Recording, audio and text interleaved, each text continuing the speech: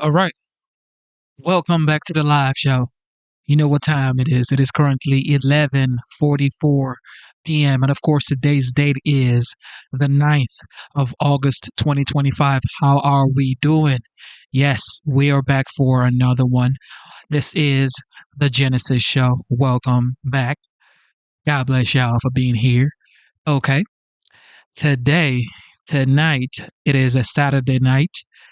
I hope y'all are enjoying your weekend.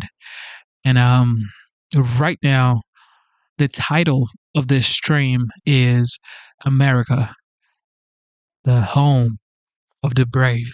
Okay? Home of the brave. All right? Right now, we're going to check out what's been going on all through this weekend and probably from like Thursday.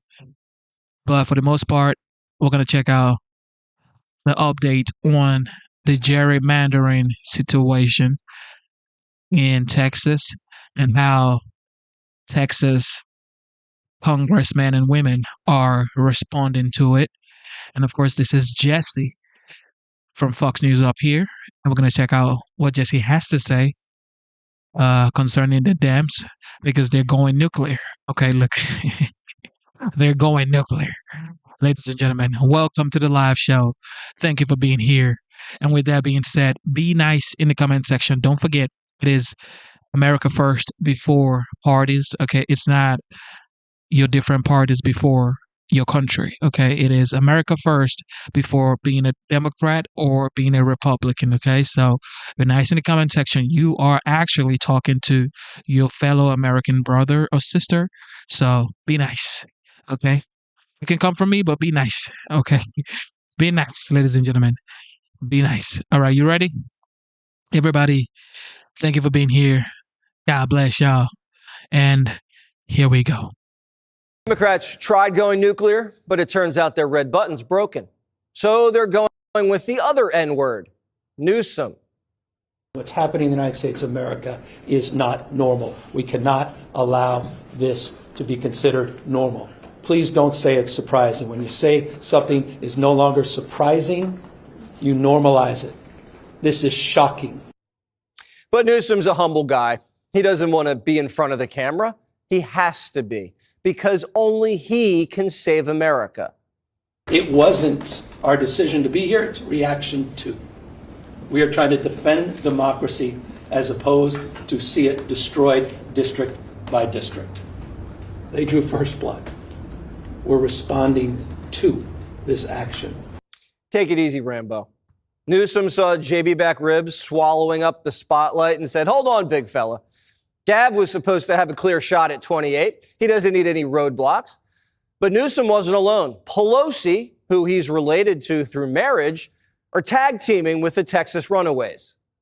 The Republicans are acting because they have bankruptcy of ideas. They have no winning ideas to present to the American people, and they cannot defend their actions legitimately. So they're trying to do it and rig it illegitimately.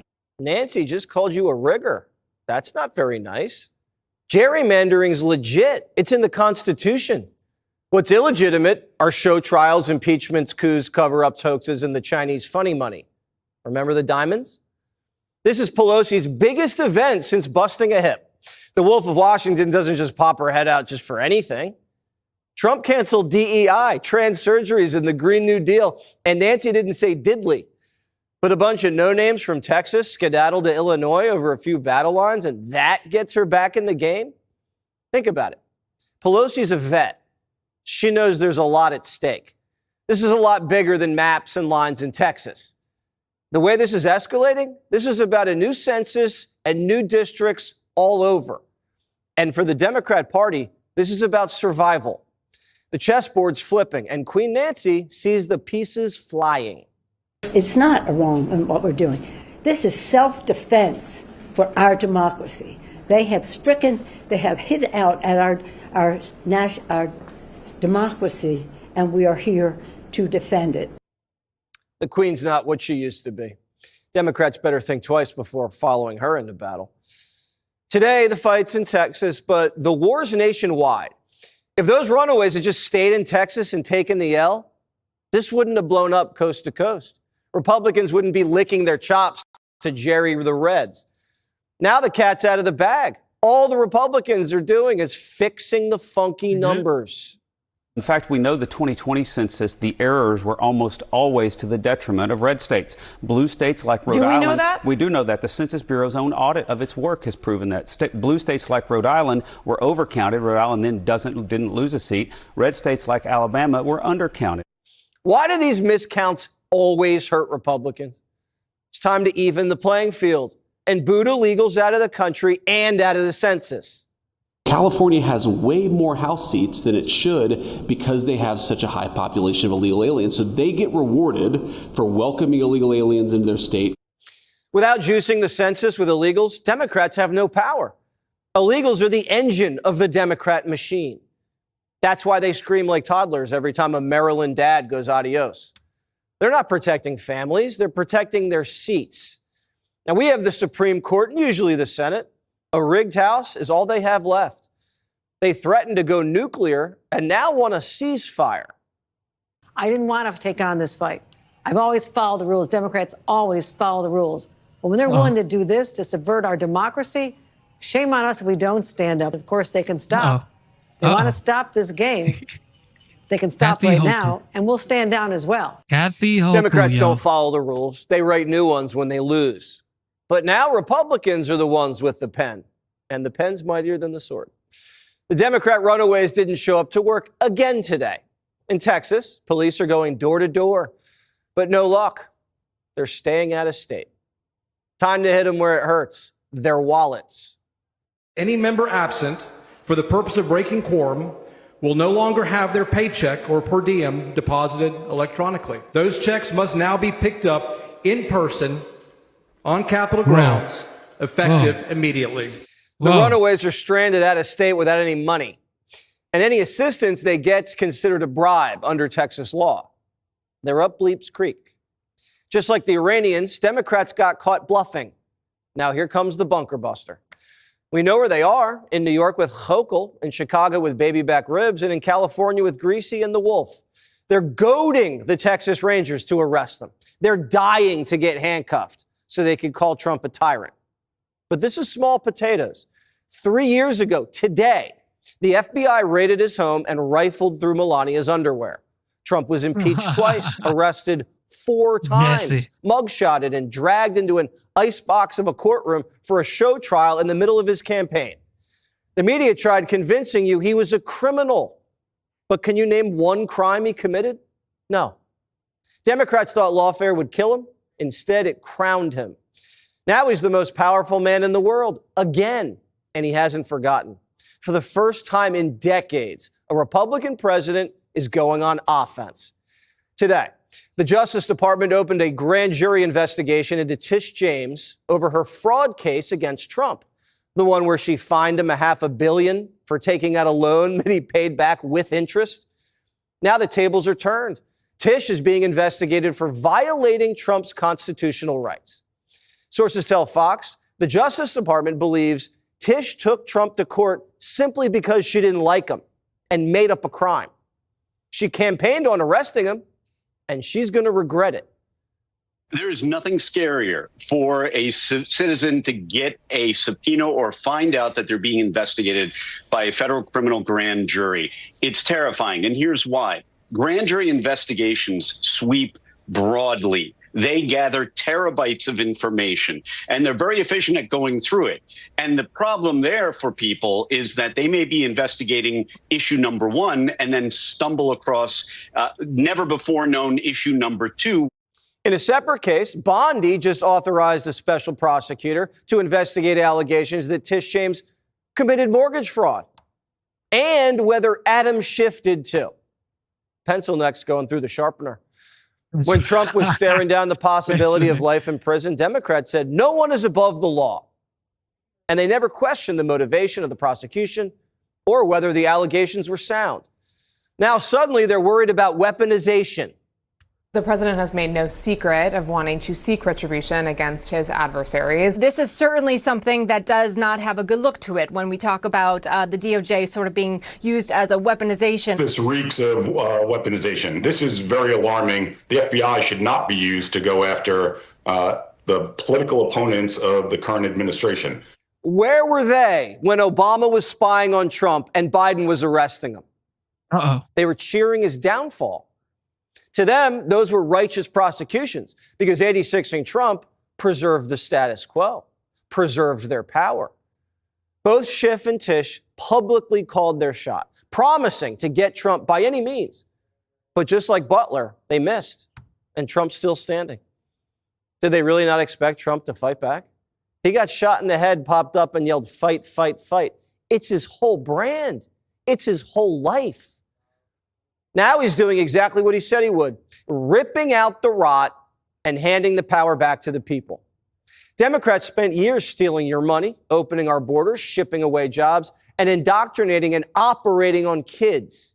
They tried wrecking the country and burning down the one guy who promised to get in the way. Well, it backfired.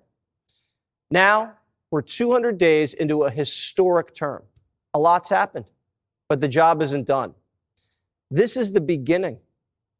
Trump has to blaze a path of glory for America. And the rascals determined to return us to the old way of doing things aren't going to be tolerated. Democrats don't have any power in Washington. They're divided. They're confused. They're really unpopular. And when you have an opponent who's out on his feet, you knock him down. Democrats are in no position to sue for peace. They started this war, and we'll finish it. Jesse is going in tonight, y'all. He is going in. Look, we are one people. This is America. Everybody come together. Unite, okay? Look, Jesse's going, wow. The 5. Here we go. I hate to say it, Greg, but you did very well. Oh, thank you. You seem surprised. I am. Yeah, no, you know what the thing is? It's a lot of credit to Fallon. Him and I have share something in common, and that is we want our viewers to go to bed not being angry. And I think that's a big difference from kind of that's what, I mean, people lump Fallon in with the other hosts. It's not true. Mm-hmm. He's an apolitical guy. He didn't like enlist in the culture wars. He was drafted and he's resisted it as much as he can, but he didn't have any choice. And I kind of, people say, oh, you're going to get stitched up. But I just go, I don't think so. Because I just don't see him that way. I just see him as a nice guy with an enormous amount of talent who wants to have a good time. Critics are saying, there were critics that said, oh, Gutfeld's a pit bull, he's going to attack him, and it's terrible, are the same people that are now going, oh, it was a love fest, I can't believe it. It's like, what do you want? Well, when you jumped out, I don't know if Kennedy had the same reaction, and leapt into his arms. Yes. Mm-hmm. That was a little scary. Yes. And then it made sense when you told the story. Right. Would you have done that again if you had maybe had another opportunity? No. The whole point was doing that was because of the story, was that I was recreating the actual, when he jumped on me in the bar. I got it. At first, it looked a little suspect. What'd you think it was? I thought it was a homosexual thing. It could be both. Did you go drinking with Kennedy after the interview? and Fallon, Kennedy, Fallon, and you? No. You guys you went back home? Yeah, I went back home. Okay. Because he's got like a reputation as a big drinker, and all of your stories were about him drinking a lot. That's actually a good point. I don't drink anymore. It'll be 2 years in September. I think he's pretty much cut it down. He's a family man. But back in that time, we were both pretty crazy. We were both hanging out in the same places, doing much of the same things. With evil Shannon Bream. Yes. Mm-hmm. Yeah, I too have not had a drink in many years. Really? 54. Oh my God. 54. Listen, I didn't like this one bit because this is how this starts. You go there, you're in each other's arms, you're reminiscing about drunken nights, and we're going to lose you, and we're not willing to give you up. So I didn't like the feel of this at all. You'll never lose me, Shannon. Promise? Yes. You'll always Pinky be promise. evil Shannon Bream to me. But I can't get a pinky promise out of it. Okay. Okay. Now, you probably know Fallon. I've met him several times. I'll tell you why I think this is great. Great. First of all, you were fantastic. Yeah, thank you. I think I watched an interview this morning on another network with a head of an AI company. And he was talking about all of the great advances we're going to make in AI and how you're going to be able to wake up in the morning and your emails will have draft responses to them and you can just send it. And it just started to make me think about how technology, all this greatness in technology is really working to make us lonely and working to keep us apart.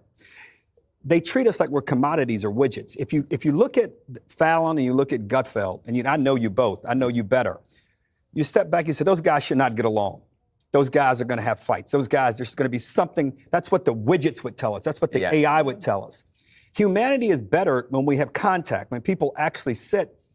And we all know you. That story, you happened to share that with us a week or two ago. You were going to share this story. But America got the benefit seeing two people who are enormously successful, who come from different perches, who sit on different ecosystems and infrastructures, but who actually know one another, like one another, and respect one another. That's what human contact does. That's what humanity is better when those things happen. So the country was improved by watching that last night, whether you agree with Gutfeld or whether you agree with Fallon or neither, to see them come together and laugh and make people at the end of the night say, I can go to bed with a smile on my face as opposed to angry and partisan and mad. Are you going to nominate me for the Nobel Prize? You know, how did you know that's where I was headed? I got to get you right on gerrymandering, but other than that, I think you're ready. Kenny, did you stay up till 11:30? Yes, but I was out busking at the Port Authority. I wasn't watching this. The thing I loved about it, I love that you leapt into each other's arms, and I did worry for both of your marriages for just a moment. and his back. Yeah. But then you pulled a very smart move. You immediately moved into the foreground, which made you look taller than Jimmy Fallon, which I thought was a brilliant move. Because, he's probably... I learned that from Tattoo on Fantasy Island.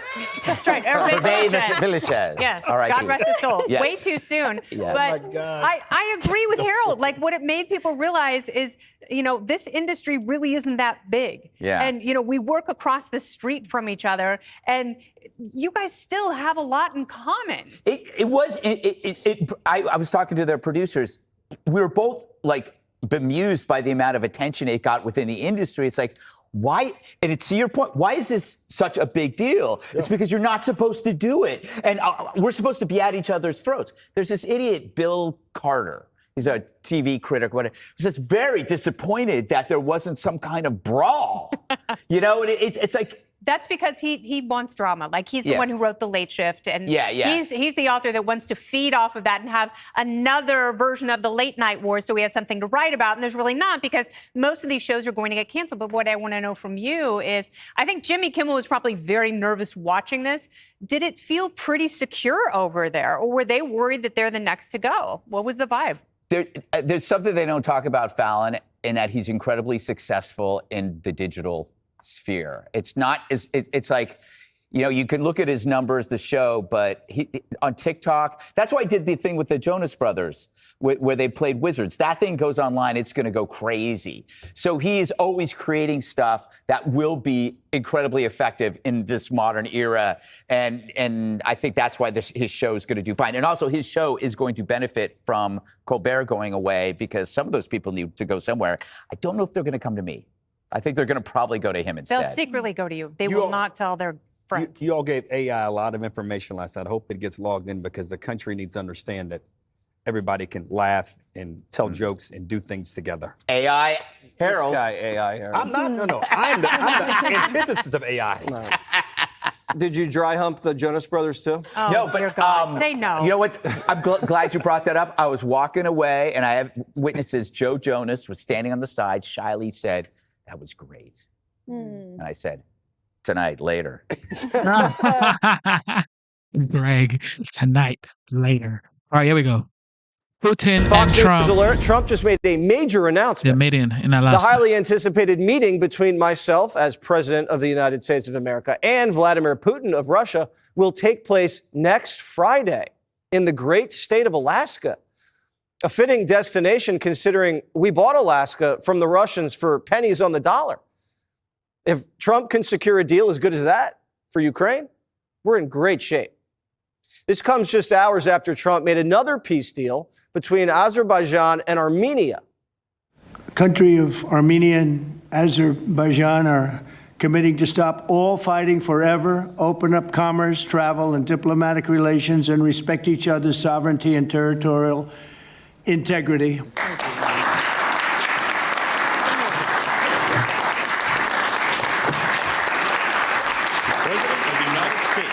President of the Republic of Azerbaijan and the Prime Minister of the Republic. Look at him. These countries have been at each other's throats for 37 years.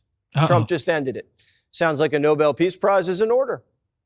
The Norwegian Nobel Committee will make their announcement as it relates to this year's Nobel Peace Prize on October the 10th, Friday, October the 10th. Is that date circled on your calendar, Mr. President? I can't say. I mean, a lot of people say, no matter what I did, because, I'm of a certain persuasion, no matter what I do, they won't give it. And I'm not politicking for it. I think President Trump deserved to have a Nobel Peace Prize. We will promote for that. Fox News correspondent Alexandra Huff is here with us now. How you doing, Alexandra?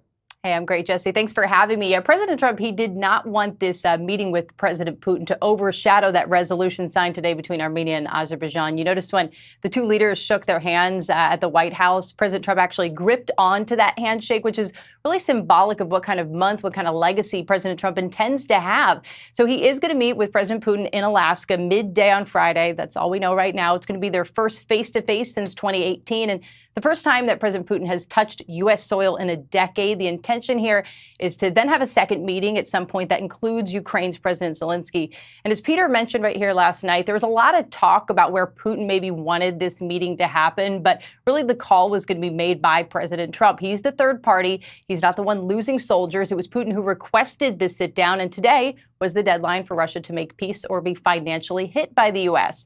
And President Trump, I mean, this has been a big week. He began it by expressing once again frustration with Putin over the lack of progress made towards peace and his continued assault on Ukraine. And he now says that Putin is coming to the last frontier to talk peace, Jesse.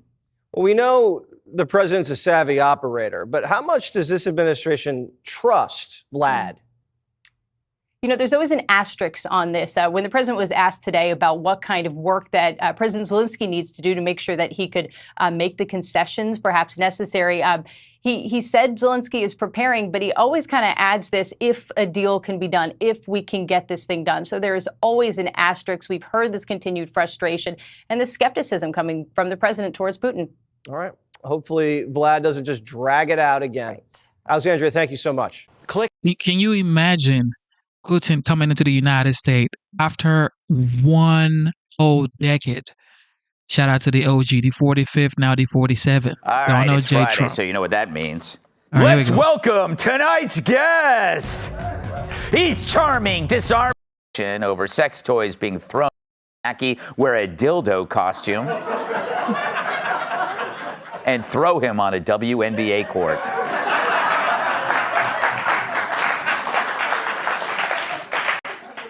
A WNBA coach is demanding action over sex toys being thrown on the floor during games, saying that it's offensive to toss them without including AA batteries.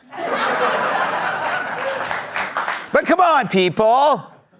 We really need to stop throwing dildos at these ladies. I can't believe I have to demand that. We need to keep them where they belong, on the men's soccer field. This weekend, Major League Baseball will have its first female umpire. Yeah. But the game won't start until you hear about her day.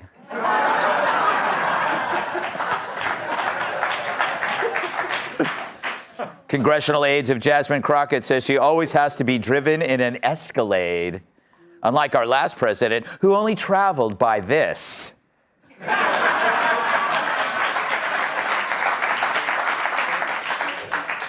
China is testing a spacecraft that will put the first Chinese person on the moon. It will be one small step for man and one long trip to get my dry cleaning. Oh, racist would say.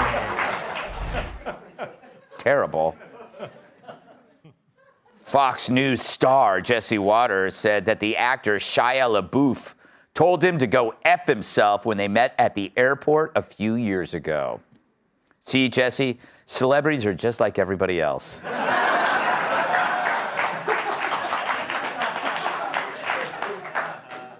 WNBA star Diana Taurasi went off on her pay by claiming the effing janitor made more than me. Well, in his defense, he does have to mop up dildos.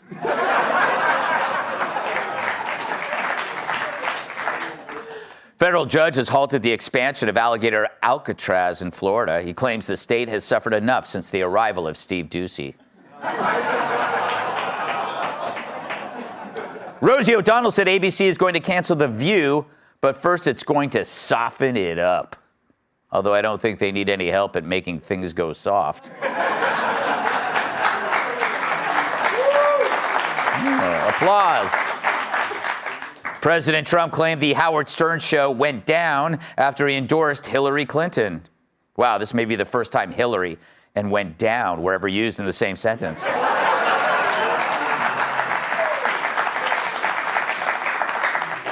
The Associated Press is being criticized for a story of how Hezbollah terrorists are struggling to recover from the pager attack. Yeah, and OJ hurt his wrist during a stabbing injury. Nancy Pelosi claims she's working for gender-affirming care for trans kids. While many say there's no such thing as trans kids, Pelosi said, yeah, well, you said there's no such thing as vampires, and I feast on blood.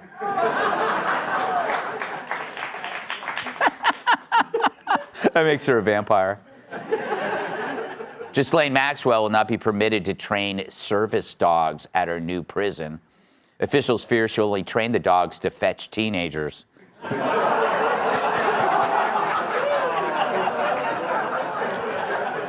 That is a perfect joke. CNN's Casey Hunt is under fire for asking if wheelchair-bound Texas Governor Greg Abbott had a leg to stand on. Hunt says it was a poor choice of words, and she's really sorry. It's not funny. It is funny. McDonald's has announced a new Happy Meal aimed at adults. It's called McBooze.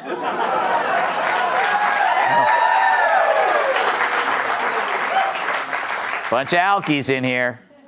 And finally, scientists have discovered that blue whales have mysteriously gone silent off the California coast. Well, they're certainly not quiet here on the East Coast. Could have seen that one coming. All right, here we go. Director James Cameron is warning us that once AI is combined with weapon systems, it could lead to a Terminator-style apocalypse. Well, I wouldn't want to be named Sarah Connor. People would assume I'm trans. Meanwhile, AI is also being weaponized by scammers to mimic humans. One 13-year-old girl used AI to clone her mom's voice in order to trick her school into getting out of tests in class. Uh-oh. And if teens can use that tech to skip school, imagine the possibilities. I've already cloned my boss's voice in case producers ever ask me to be on Fox and Friends. Another recent study says that when AI's goals are threatened, it resorts to blackmail, including lying or stealing secrets, all in order to avoid being shut down. Apparently, it's modeled after Hillary Clinton. So, nice. What's our best defense? Well, researchers aim to prevent AI from developing evil traits by giving them a small dose of those traits. In other words, they're forcing them to watch Ellen reruns. But by introducing evil flaws into the machine, they're trying to vaccinate AI. So what's that sound like to you? Yeah, it's how we got COVID. Let's create the most dangerous form of something so we can somehow prevent it from being created at all. How did that work out? Millions of people died. We got Joe Biden as president. And I still can't get a decent bowl of bat soup in this town. It's not hard to see where this is headed. Nothing online or even heard over a phone will ever be trusted again because AI can replicate it. And it's already happening everywhere with pictures, myself included. Now, here are some of me and Kat and Tyrus with a baby. You can tell it's fake because Tyrus is never that happy. Here's another one. Who the hell is that random white guy with Kat? That is not her husband. Does her husband know? I don't know who that man is. I don't know who's fallen for these things, but they need to send me their credit card info immediately. But as AI improves, and it will, and becomes a tool to trick us, how will you know what's real? If your son calls and says he's been left on the side of a deserted highway by Larry Kudlow and he needs cash, how will you know it's even him, even when you can see his face? Well, whether we like it or not, we're going to have to do something that we hate. Engage in human contact. The only way to be sure that we're dealing with real people is to see them and to talk to them. It may be that we'll have to adopt the practices of the mafia, relay information face to face on little scraps of paper, and then communicate our dismay by putting horses' heads in people's beds. And what of the fear of being replaced by AI in the workplace? Well, AI is a pattern recognition machine. It pores over data and finds patterns to predict what's next. Meaning if your job consists of Monday being no different than Tuesday, then you're in trouble. But maybe this is a gift because it will force you to be creative, meaning being unpredictable, because that's the only thing AI cannot replicate. Our show, for example, AI can't do this because it's impossible to predict. 1 minute it's hilarious, the next it's absurd, then it's incredibly stupid. Usually when I ask female guests to do math. I know, that's a stupid joke. So if you don't want to lose your job to AI, you will need to regularly change what you do. Then AI can never do it. AI is really just a cover band, copying what's already been done, which is why our AI stands for always interesting, whether it makes any sense or not. This man right here. Here we go. Charlie, there's a lot of really smart people freaking out. Are you one of those smart people? Yeah, well, I mean, it is scary. I had not read the thing about using AI to mimic your mom's voice to get out of stuff. That's spectacular. Dude, you can actually do a FaceTime with you, Charlie, telling your wife that it's okay for her to see Greg. Yeah. If I had had access to that when I was a teenager, it would have all ended very differently. Yes. I would have actually gotten away with so much more. But I do think, but this is why I'm not concerned about it. If there's any place on earth that is prepared for AI, it's America. Mm-hmm. Because, and it has to do with, it has to do with the fact that we have always been sold to. We always know a BS artist. It's in our DNA. We watch commercials all the time. We're always being sold things. Sold the next great idea. Sometimes it is a good idea. Sometimes it's the same old thing that somebody's just trying to get money out of you. But that's fine. That's what it means to be an American in a free market society. You just learn to separate the BS from what's real. But I'm just talking even you're probably really good at it, but even news stories that show up on X and there's video, or look at what's happening in the Middle East. Okay. Fake stuff. The stuff that you and I fall for, my teenage kids look at it and they go, that's bull. And they just instantly know it because they've spent more time with it. And I have noticed that I have gotten a lot better about it as AI has gotten better. I look at a video and I see a picture of you, Kat, and a baby, and I'm like, oh, yeah, that's not true. Dude, all right. Why do I keep saying dude? What is my problem? It's his shirt, isn't it? Look, here's the deal. I have family members who send me those pictures saying how cute my baby is. And I have to say, that's not my baby. I mean, it's great. It's an age thing if they're older than you. But Tom, think about what happened to COVID, where everybody went remote. We all had to do everything. Right. Is this going to reverse everything where we actually have to talk face-to-face, go to meetings so we know that this is really happening? I'm not worried about the AI stories because I'm going to treat AI news stories just like I treat regular news stories. If I don't agree with it, it's fake. Fake.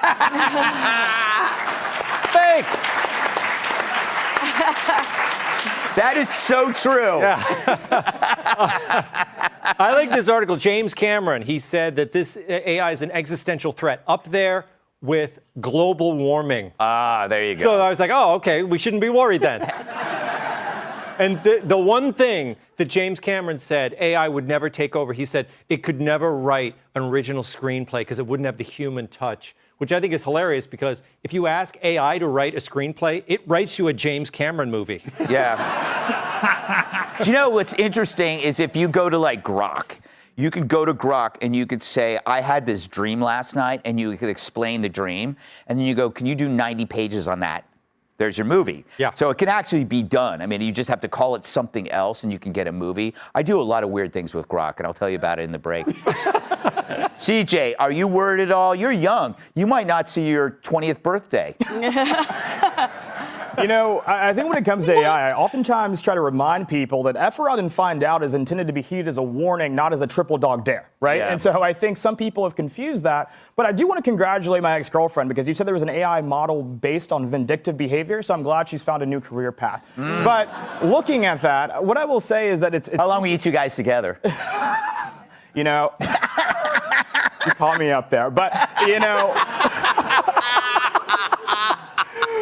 But looking at that, what I gotta tell you is that I think it's so interesting seeing like how this is evolving. I think human behavior will have to evolve, but I think we as a people will have to as well. And honestly, my biggest concern is with automation that we don't lose a lot of the blue-collar workers who are the backbone of this country, which I think should be a real concern front of mind for a lot of people. That's the thing, you know, Kat, we were talking about this before that, like, we were talking about, like, what could be replaced. Right. And I'm convinced that, like, this show, AI could never do because you never know. There's no predictable pattern in this, whereas there might be other shows on Fox that, like, AI would actually do a better job. But anyway, I won't say which they, you know, but you know what I'm saying, right? So we know the secret to beating AI is unpredictability. But to CJ's point, how do other jobs like do that? You can't just be a bus driver and go, I'm going to take a different route today. Right. That would also make you a bad bus driver. Like you start going the wrong way. I'm going to learn to juggle while I'm constructing this building. Yeah, I mean that's how the world is, though. There's new technology that arises, and then some of the old stuff doesn't exist anymore. You know, if you were like a phonograph technician, you're probably out of work. But this is particularly scary the way it does use people's likeness. It is because I get this stuff all the time. For the record, everyone, I have not posted ever a single photo of my baby. Yeah. My baby's not on the internet. I have not announced his name. I have not shared any pictures of him. And I am constantly, I mean, and all these stories that are out there accompanying this AI version of me, which, by the way, they made me less attractive. Yeah. Which, it's like, why did you make my nose bigger? Why am I always crying? I only cry once a day, not all day long.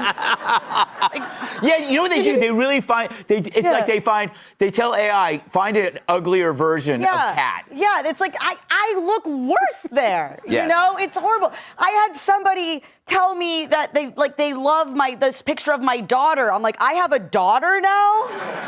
Do you know that somebody congratulated me on my second baby? Yes. It's incredible. There are people, guests on this show that come here and tell me how cute my baby is. I go, you've never seen my baby. You know what was the craziest one that I read? I was very surprised to read that I had died. Yes. Yeah. And I was like sitting right here, and I'm like, no, I don't think so. I think this is, and if I would have died, I would look a lot hotter than that doing it. And you'd also be a Democrat voter if you had died. So. That's some good red meat there. No, it's truly insane because some people, they can't distinguish, and it's going to get better. Yeah. It's going to get more accurate. And you should just absolutely question everything. But yeah, it's gonna be tough if you're completely predictable for people. That's why you got to be unpredictable. You got to be risky, daring, much like me. You never know. Risky, daring, just like me.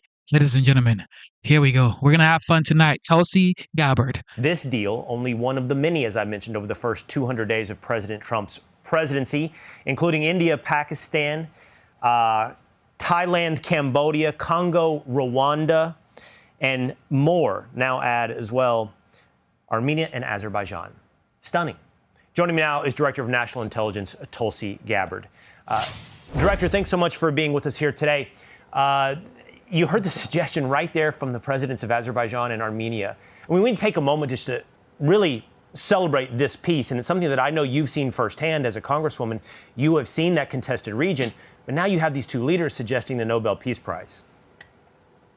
Yeah, Will, it's a truly historic day. And, you know, under this president's leadership, this historic peace deal has been truly made into reality. When people actually go back and look at the history, you hit the high points there. These two countries have been in some form of conflict, sometimes very bloody, other times a very tense situation where conflict could spark out again at any moment for over 35 years. So for this event to happen today again, President Trump said in some of his remarks today that his aspiration, his greatest aspiration as president, is to bring about peace and stability. This is yet another example of his effective leadership that brought these two leaders together in a way that hasn't happened before.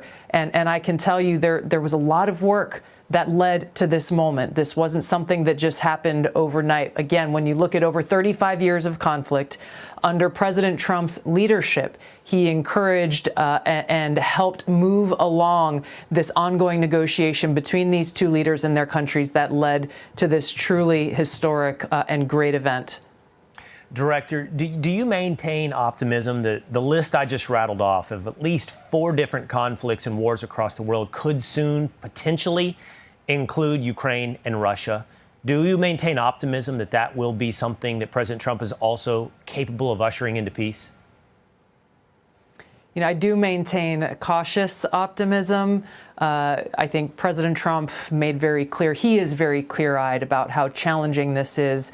We've seen this over these last 200 days since he's been in office, but we've also seen how President Trump and his leadership has made more progress and brought about more peace negotiations and peace deals than any other country and any other president, and in such a very short period of time. So if there's, and this is a sentiment that's shared by others, if there is any person who can help usher in a true peace deal and an end to this bloody war between Russia and Ukraine, it is President Trump. But again, all very clear-eyed about how challenging it is.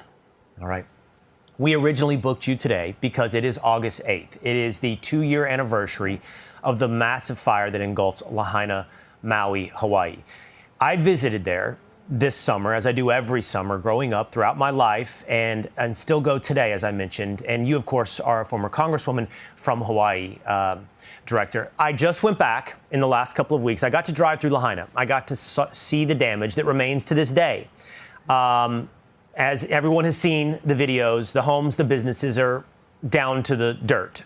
And that is actually a mark of progress to remove the terrible debris. But I also got to see something else, Director. I got to see the beginning of the rebuild. I got to see homes. I got to see people. I got to share hugs with people, for example, some of whom received the money that was helped raise right here on this network. From the viewers that are watching us right now, we are capable of raising $2.6 million from viewers of Fox News. It went out in $12,000 grants to over 212 families that I personally spoke to each and every one of them on the phone. And I just went to Lahaina, and I want to share with you, everyone watching, and then I want to talk to you, Director, as well about this, what I saw just a few weeks ago in Lahaina. This is the north side of Lahaina. We're on Front Street. You're facing the Pacific Ocean. You can see the homes that once sat right on the water, and then the neighborhoods right here going up the mountainside are largely gone, now cleared. And you can even see there some homes are starting to be rebuilt, framed out. And still in front of each lot a sign that says Hawaii Wildfire Response Debris Removal Support. 2 years later, we're still in the midst of clearing, but beginning the process of rebuilding. This is the Methodist Church where me and my family went to church every Sunday here growing up. You can see all that's left is the staircase and the sign. This is temporary housing that the government has put up for everyone. It's pretty impressive. This is up. You can see a lot of cars, a lot of people living in this new, brand new, colorful neighborhood. This is Kakoa Mawat's family's house. It's so cool. It's permitted. They've moved in for 2 weeks. Electricity, water. This is one of the families your generous donations went to help. The biggest thing is faith in God. And, you know, I always thought that He wasn't going to let us down, you know, and that no matter what, we're going to come back up. And it's so true. I sorry for the emotions, but we didn't do that, what we went through. Everybody's struggling, you know. I asked Becky if I could give her a hug a moment ago, and she gave me the realest hug in a long time. That's so good. All right, the Director of National Intelligence, Tulsi Gabbard, is still with us. And it's notable, of course, the former Congresswoman from the state of Hawaii as well. And I know you have stayed in touch. If I might, for this one moment, just refer to you as Tulsi. I know you've stayed in touch. I know you know what's happening in Lahaina, and I wanted to talk to you today. Well, it's I'm getting choked up here watching your video there and just hearing from some of the residents there who've been able to come home, and really the gentleman that you spoke to who really highlighted having faith in God in the face of this historic and unprecedented tragedy is really the most beautiful and powerful statement that anyone could say. It's something that you and I both saw there 2 years ago in the days after this, again, historic, deadliest fire in over 100 years that our country has seen, that tragically took 102 people's lives and completely razed this historic town of Lahaina. And what you and I saw when we were there was that incredible faith in God, even in the face of uncertainty and a harsh environment and loss, and how the people of Hawaii came together with their aloha to help one neighbor feeding another neighbor sheltering another, making do with what little they actually had, willing to give the shirt off their back for someone who they felt was in greater need. And that kind of kindness, that kind of love, that aloha, again, in the face of such incredible tragedy, can only come from God's unconditional love for all of us. And it's beautiful and makes my heart happy to see some of the stories that you've shared and the experience that you had there just a couple weeks ago. Well, thank you for those words. It's incredible. You described it absolutely perfectly. I hear it over and over. Faith and belief in God, appreciation of your neighbor, and the definition of that neighbor does include the entirety of America and everybody watching. That home you just saw on your screen, you watching, you helped rebuild that home and many, many more. Tulsi, Director, thank you so much for being with us here today. Thank you, Will. Thank you. There you go. DNI, Director of National Intelligence. Here we go. More Gutfeld.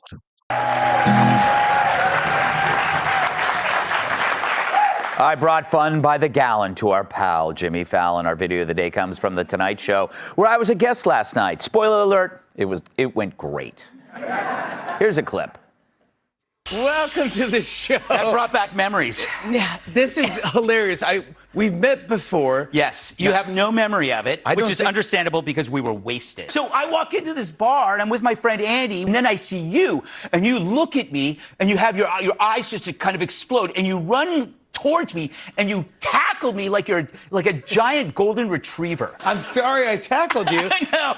It was great though. It was all very good natured, and it was a great memory, and I'm so glad I finally got to tell you about it. I'm so happy. Thank you, and welcome back. Welcome to the show. Thank you for telling us. I'm happy. That's a true story. Thanks for leaving out all the jokes. But it went so well all the way home, I couldn't stop talking about it with my Uber driver.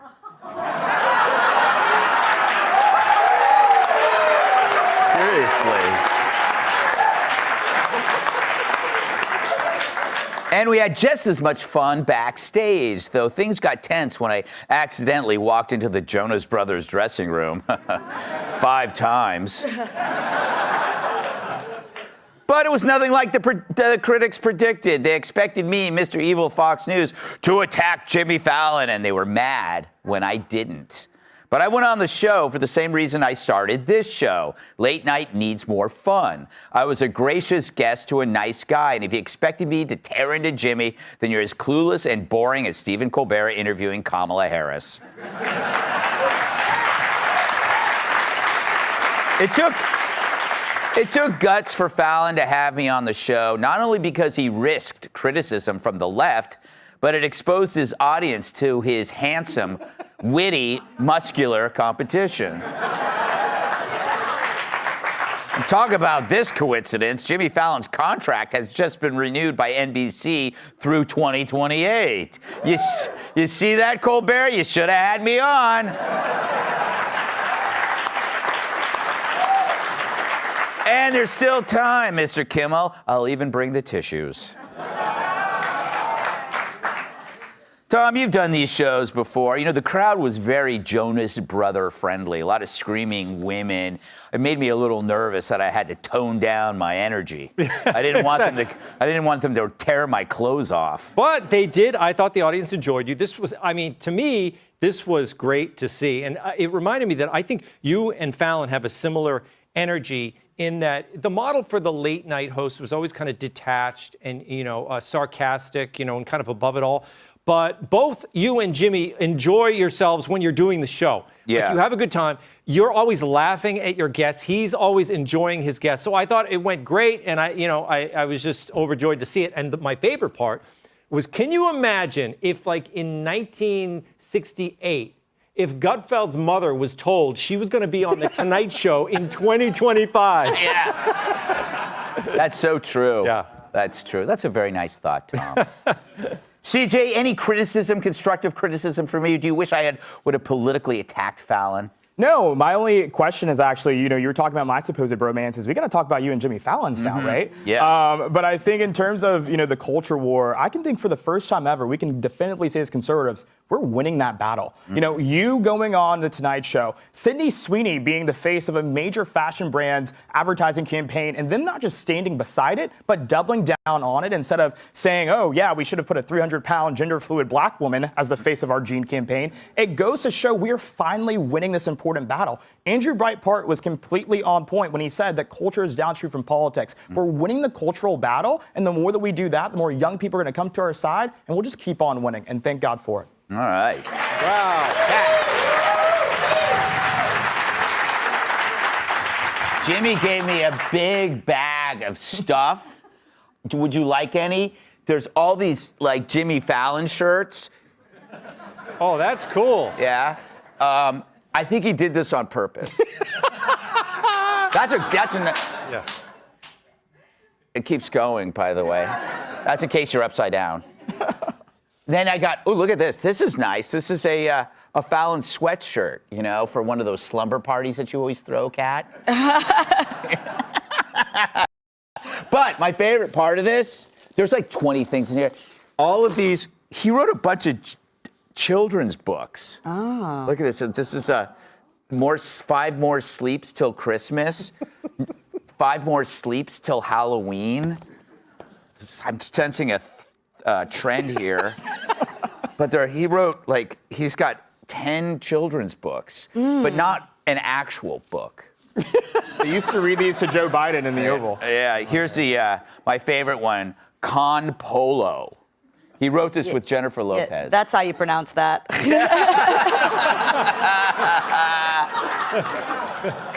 It's a bilingual playtime adventure. It sounds like you might benefit from it. So what do you think? You want any of this stuff? What do you think of this stuff overall? Well, I told you last night you did a great job. I can tell you again. You did a great job, Greg. Oh, thank you. Yeah.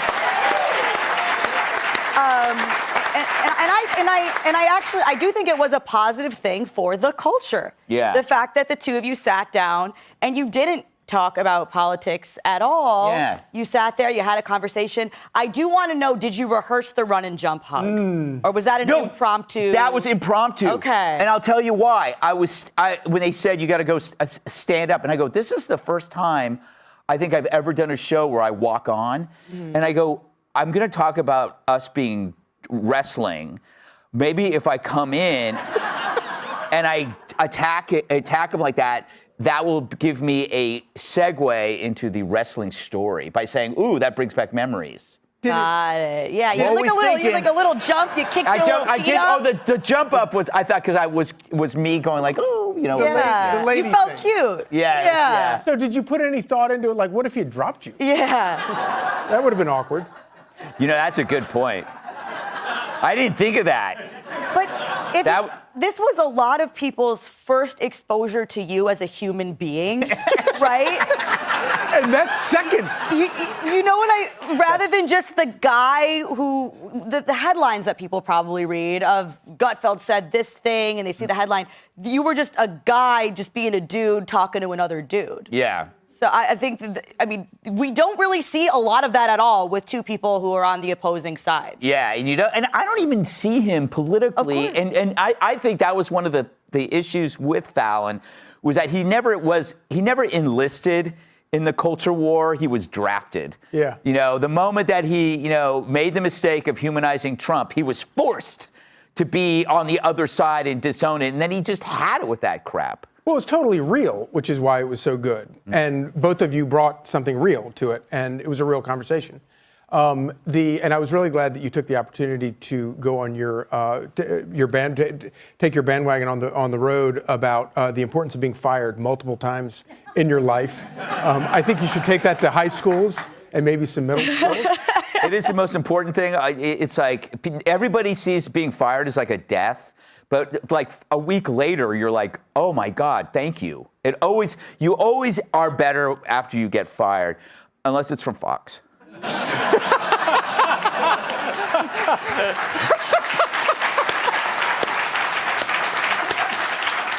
I'm kidding, I think. Hey, Sean Hannity here. Hey, click here to...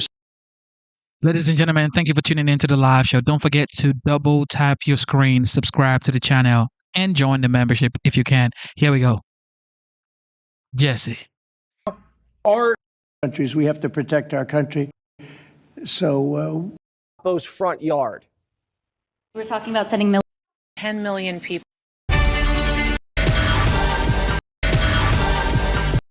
We have.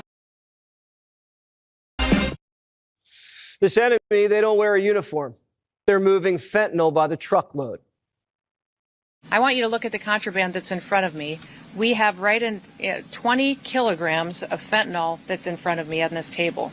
That's enough to kill 10 million people. The work that we do is to protect people and make sure that we remove these weapons and drugs off of our streets and hold those criminals accountable who would go forward and continue to use that to harm individuals. Cartels are now officially in the Pentagon's crosshairs. And it's not just the wall anymore. Trump ordered the kill shot. The days of local drug busts and random motels, they were fun, but that's Breaking Bad stuff. Trump wants to take the fight to El Chapo's front yard. We're talking about sending military forces to fight against the drug cartels in Latin America. Do you think it's worth sending our forces, our U.S. forces there to take this on? cartels where? Central Latin America. Well, Latin America's got a lot of cartels. They've got a lot of drugs flowing. So, we want to protect our country. We have to protect our country. We haven't been doing it for 4 years. And we love this country like they love their countries. We have to protect our country. So, we're playing a tough game. According to the New York Times, behind the scenes, Trump's moving all the pieces into place to pull this off. Mexico's got a big problemo. Yes, but it has nothing to do with Mexican territory. It has to do with their country. It does not involve our territory. So it would be within the United States? Within the United States, exactly. El Presidente doesn't comprehende. This isn't a Mexican standoff. This is an order. The CIA is already flying surveillance drones over Mexican territory, gathering intel on the battle space. And Trump's not sending diplomats. He's sending Hegseth, maybe with a new title. Secretary of Defense, Secretary of War, Department of Defense, Department of War. Well, that's what it was for many, many years. You gave me that knife hand, Will. We'll see. Stand by. I don't get in front of the commander-in-chief on that. But our job is to ensure our enemies know exactly what they will do to them if they threaten us, up to and including total war. So we'll be prepared. Stand by. There might be some news on that. This is about protecting the homeland from groups like the Sinaloa cartel. They import fentanyl from China and traffic it into the United States. Look at that. Trump designated them terrorists. And if they get cute, they're getting Soleimani'd. You know who did the roadside bomb, right? Soleimani. Where is he? Where is he? Where is Soleimani? former U.S. Army Special Forces and president of World Strat, Jim Hansen. Jim, what kind of operations do you envision happening in Central and South America in this cartel war? Jesse, I don't think anybody would be more thrilled than me to watch some helmet cam footage of a bunch of JSOC pipe hitters rappelling out of helicopters and stacking cartel members like cordwood. Now, that's the ultimate. I don't know that we'll probably open with that. You know, there's likely to be a lot of increased surveillance. There may be some raids to pick up some people to arrest and put on trial. There'll be some interdiction off the coasts. The Navy can cover a lot more territory than the Coast Guard can, and together they can cover both the exfil from, you know, Central and South America and the infill to us. So there's a lot of things to start with, but this is a tremendous step they're taking. All right, so they could seize some guys off the field and bring them here and put them on trial. Could they also just drone strike these cartel bad guys right in their backyard? You know, that's a lawyer question, but I'm going to give you the common sense answer. If their cartels are killing people in the United States and the MS-13 and Tren de Aragua gangs are, why can't we kill their leaders just the same way President Trump pointed out we took care of Soleimani? That would be an imminent threat, right? I mean, if these guys are cooking up all this fentanyl and sending it into the cities and people are acting like zombies and keeling over, that's an imminent threat to the life and well-being of the American citizenry. Absolutely. And I think the rationale we use for other terrorists we've killed through multiple administrations, Barack Obama still, I think, holds the record for the number of people killed overseas by drone strikes, including one U.S. citizen. So I think President Trump deciding that these guys who are definitely killing Americans with drugs, torturing and running people with human trafficking and child trafficking, those are things that I think all of America can look at and say, we don't need to allow that. And anything we do to them is probably justified at this point. Now, the Mexican president, she's played nice so far on trade, but it's a big no bueno, she says, if we start launching direct action into her territory. It's not even really her territory. I guess technically it is, but the cartels control almost that entire country. What does that do to Mexico? Yeah, I mean, that is not her decision. You know, she's the one who runs a country that allows that to happen. So if she wants to go ahead and try and tell President Trump, we can't do that, we're going to do what we need to, and she's going to go ahead and face the consequences. That's something they've allowed for far too long. All right. Well, it looks like that time's up. Jim Hansen, good to talk to you. Chief National Security Correspondent Jennifer Griffin has the story from the Pentagon this evening. The U.S. military is building the largest federal deportation detention center in America's history. The construction of Camp East Montana at Fort Bliss in El Paso, Texas, began mid-July in response to a request from Homeland Security. Pentagon Press Secretary Kingsley Wilson defended the use of the military base to initially detain 1,000 migrants awaiting deportation. Once DoD achieves initial stand-up, we will finish construction for up to 5,000 beds in the weeks and months ahead. Upon completion, this will be the largest federal detention center in history for this critical mission, the deportation of illegal aliens. So far, the Army has spent $232 million on the tent city at Fort Bliss. The U.S. Army oversees the $1.24 billion contract for the 5,000-bed ICE facility, and last month awarded the contract to build the facility to Acquisition Logistics, a Virginia-based company. In January, President Trump announced migrants would be sent to Guantanamo Bay, where Defense Secretary Hegseth promised the Marines could build a 30,000-bed facility. Those plans were halted when ICE standards were not being met for housing migrants. Construction ended after just 175 tents were stood up. Quote, there are currently 33 high-threat illegal aliens and 8 low-threat illegal aliens at Naval Station Guantanamo Bay. To date, 690 illegal aliens have been processed through Naval Station Guantanamo Bay. There is no new information on the status of the tent infrastructure. The White House would neither confirm nor deny a New York Times exclusive report that President Trump secretly signed an order allowing the U.S. military to pursue known drug cartels, which the administration has labeled terrorist organizations, raising concerns that the U.S. military could begin operating in Mexico and Venezuela. Brett? Jennifer Griffin at the Pentagon. Jennifer, thank you. Up next, sentencing. He's sworn in as an ICE agent. He joins us now. Dean, great to have you on the show, as always. It's fascinating because I have to play this. You were the topic on CNN last night, right? You had him kind of back and forth going over here. And, of course, the liberal had to take a swipe at you. I want to play this, and I'll get your response on the other side. Watch. Having someone like that out touting it, talking about, hey, this is a thing you can do for your government. This is public service. It's going to help them recruit. And they have a bunch of people to recruit. Scott, it's not 95. Nobody gives a Sam hell what Dean Cain does. You may not, but in the conservative, you don't, but in the conservative community, Dean ain't worked in a while. Dean needs the 50,000. That's what got Dean off the couch. I mean, I laugh because I was sitting there thinking, come on, Dean Cain, these guys have no idea that you're a reserve police officer in Idaho. You're a sheriff's deputy. You've been in law enforcement for a very long time, Dean, and you don't need the 50K because only in their world have you not been working. What's your thought on that? I think it's funny. They just resort to ad hominem attacks, try to make personal attacks when I'm trying to help support the safety of Americans and our brave men and women of ICE. It's funny to me because I get it on the internet, get all that craziness.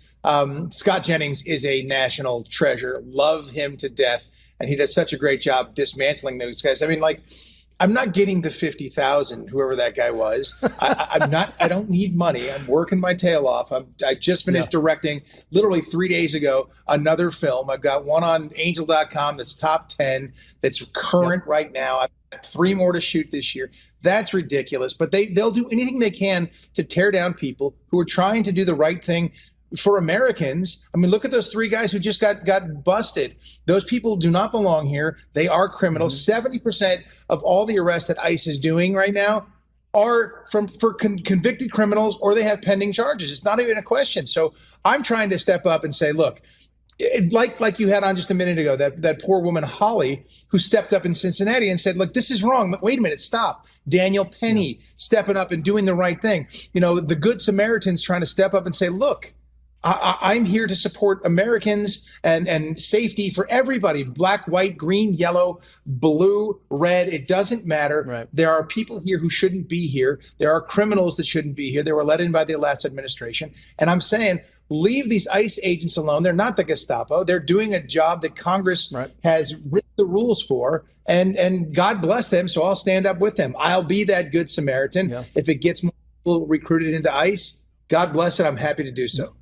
And we mentioned this, that, listen, there were 10,000 ICE agents they wanted to hire. They got 50,001, Dean, applications. 80,000. Because that's 80,001 applications for these $10,000 jobs. I think it's phenomenal. But the same people who are ridiculing you on CNN are the same people who are in favor of the criminals being set free in America. It's madness. And I was talking to some of my more liberal friends yesterday who stepped up and, I talk to people all over the spectrum. I'm not just in an echo chamber. And my more liberal friends said, hey, man, what are you doing here? What's the story? And they said, honestly, it happened to them. They hadn't been around it. They had heard about it. It didn't affect their lives. So they could stand on their soapbox for as long as they wanted to say, this just seems wrong, until it was a criminal group of gangs who were robbing houses near them. And all of a sudden, it was very, very real. And what do? They pick up the phone, they call 911, get law enforcement, they want ICE involved. Now they love them. And that's a common theme that I see throughout. So shame on them for protecting the criminals. Criminal activity is criminal activity, and we have laws for a reason in this country. Yeah. Listen, and when your movies come out, you come on Fox News at night. We promote them, and our audience loves it. They're always highly rated, and so we know exactly what's going on. Dean Cain, good for you. Congratulations. Best of luck. Thank you. Thank you, Trace. Jonathan Fahey, former acting ICE director and former DHS Deputy Assistant Secretary. Jonathan, great to have you on the show. I want to play some sound here from the Secretary of State, Marco Rubio. He said this about targeting cartels as terrorists. Their behavior is going to have to change one way or another, but it allows us to now target what they're operating and to use other elements of American power, intelligence agencies, the Department of Defense, whatever, to target these groups if we have an opportunity to do it. We have to start treating them as armed terrorist organizations, not simply drug dealing organizations. I mean, I think it's a proper assessment. I don't know what you think about this, Jonathan, but it's interesting because these cartels are no longer just providing these illegal products by the thousands of pounds. They're killing thousands of Americans. You're exactly right. And if you think about it, just during the Biden administration, 400,000 people died of overdose deaths just in that 4-year term. And as we know, there was just a complete dereliction of duty on the border as well as taking it to the cartels. And just for some context, that's 100,000 more than during the first Trump administration. So a massive increase. We need to take it to them because, yeah, people are dying. And President Trump isn't going to just stand by and just say, oh, this is now the status quo. 100,000 Americans a year are going to die of overdose. This is unacceptable. He's going to take it to them. And there's another benefit to this by even talking about this. The messaging is so strong on this. This will inspire cooperation from all these countries where we may be acting in. So all of these will be a good thing. And we'll track this at the end of the year where these overdose deaths go. And I'm interested in when you get pushback on this because the upside is enormous on this and the downside is also enormous. I mean, if you don't do this and you continue to let tens of thousands, hundreds of thousands of Americans die, I mean, this is something that there is a fix to. At least there's somewhat of a remedy to this if we go forward. Yeah, exactly. And it's almost like we've had 4 years where we weren't even trying to do something during the Biden administration. Yeah, it's not acceptable because 100,000 people a year dying. Those people, their families, their communities, everyone in this country is affected by this. So it's time to take it to these cartels, and their good days are over. They had their heyday under the Biden administration, but the game is up, and the Trump administration's going after them. And I think this is very effective, not only substantively, but I think the messaging is quite clear on this. Meantime, let's bring the subject back to some action by federal agents in this country. Here's DHS Secretary Kristi Noem. The debate over so-called sanctuary policies has real consequences. It has consequences for our law enforcement officers, but also for the families that live here and the businesses that are just trying to provide for their community.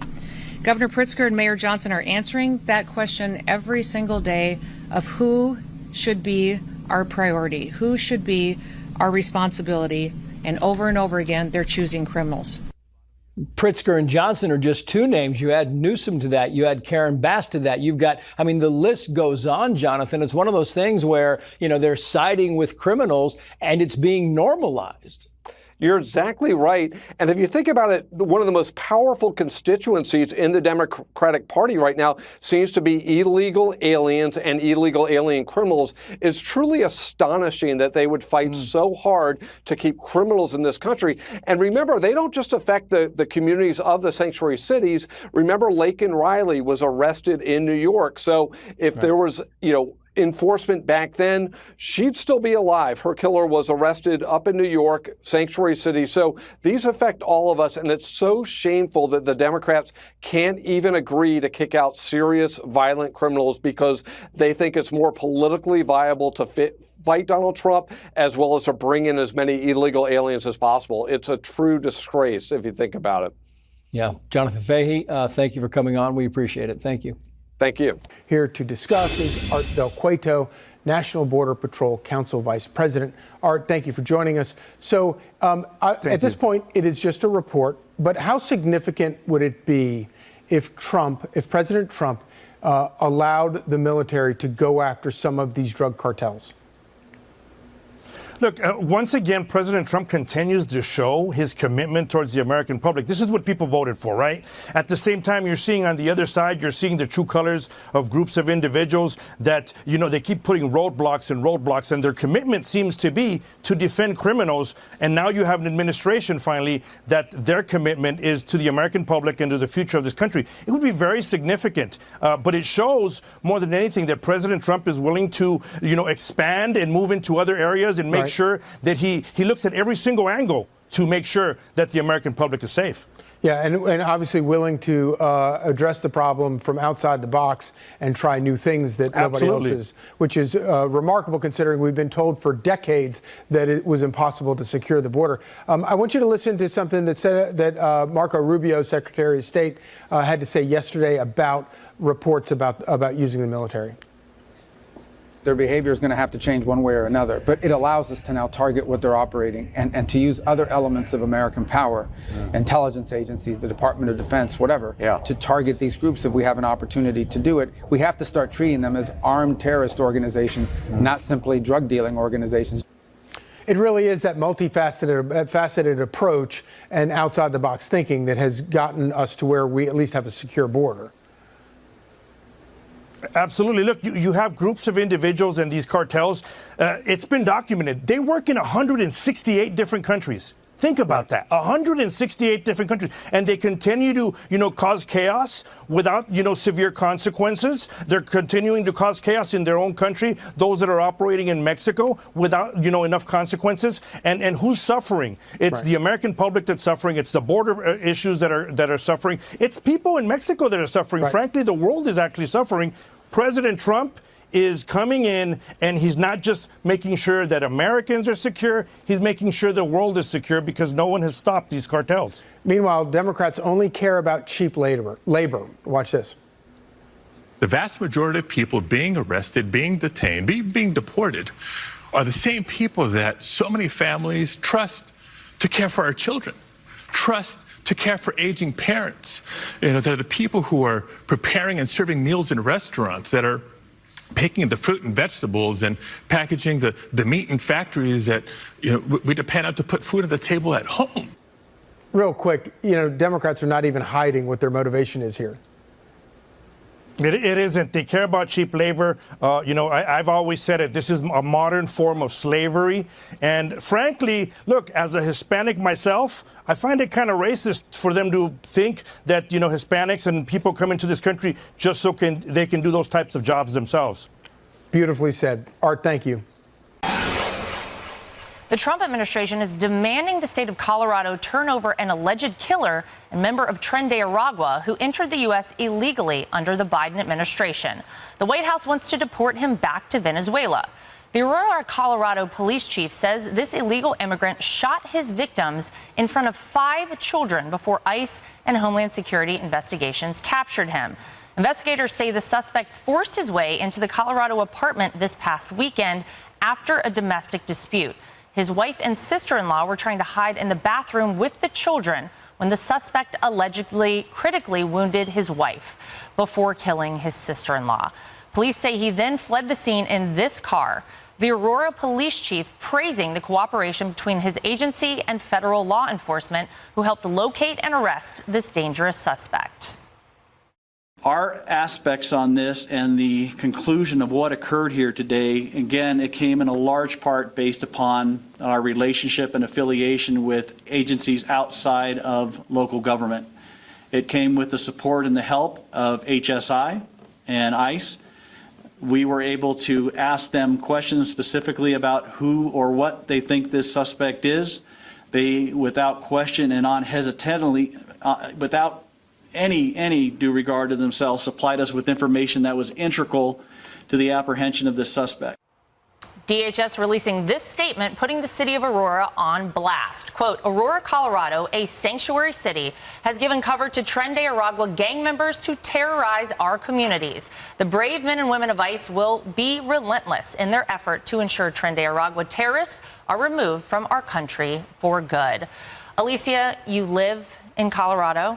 I know you covered this story. Give us the local response to this. What have you learned about this entire situation? Well, this was quite terrifying. Some of the details that we learned from Todd Chamberlain, the police chief for APD, are really striking because this suspect apparently was high on cocaine. They had a domestic dispute. He tried to force himself back into the apartment. There was a 15-year-old trying to block the door, and he pushed his way through.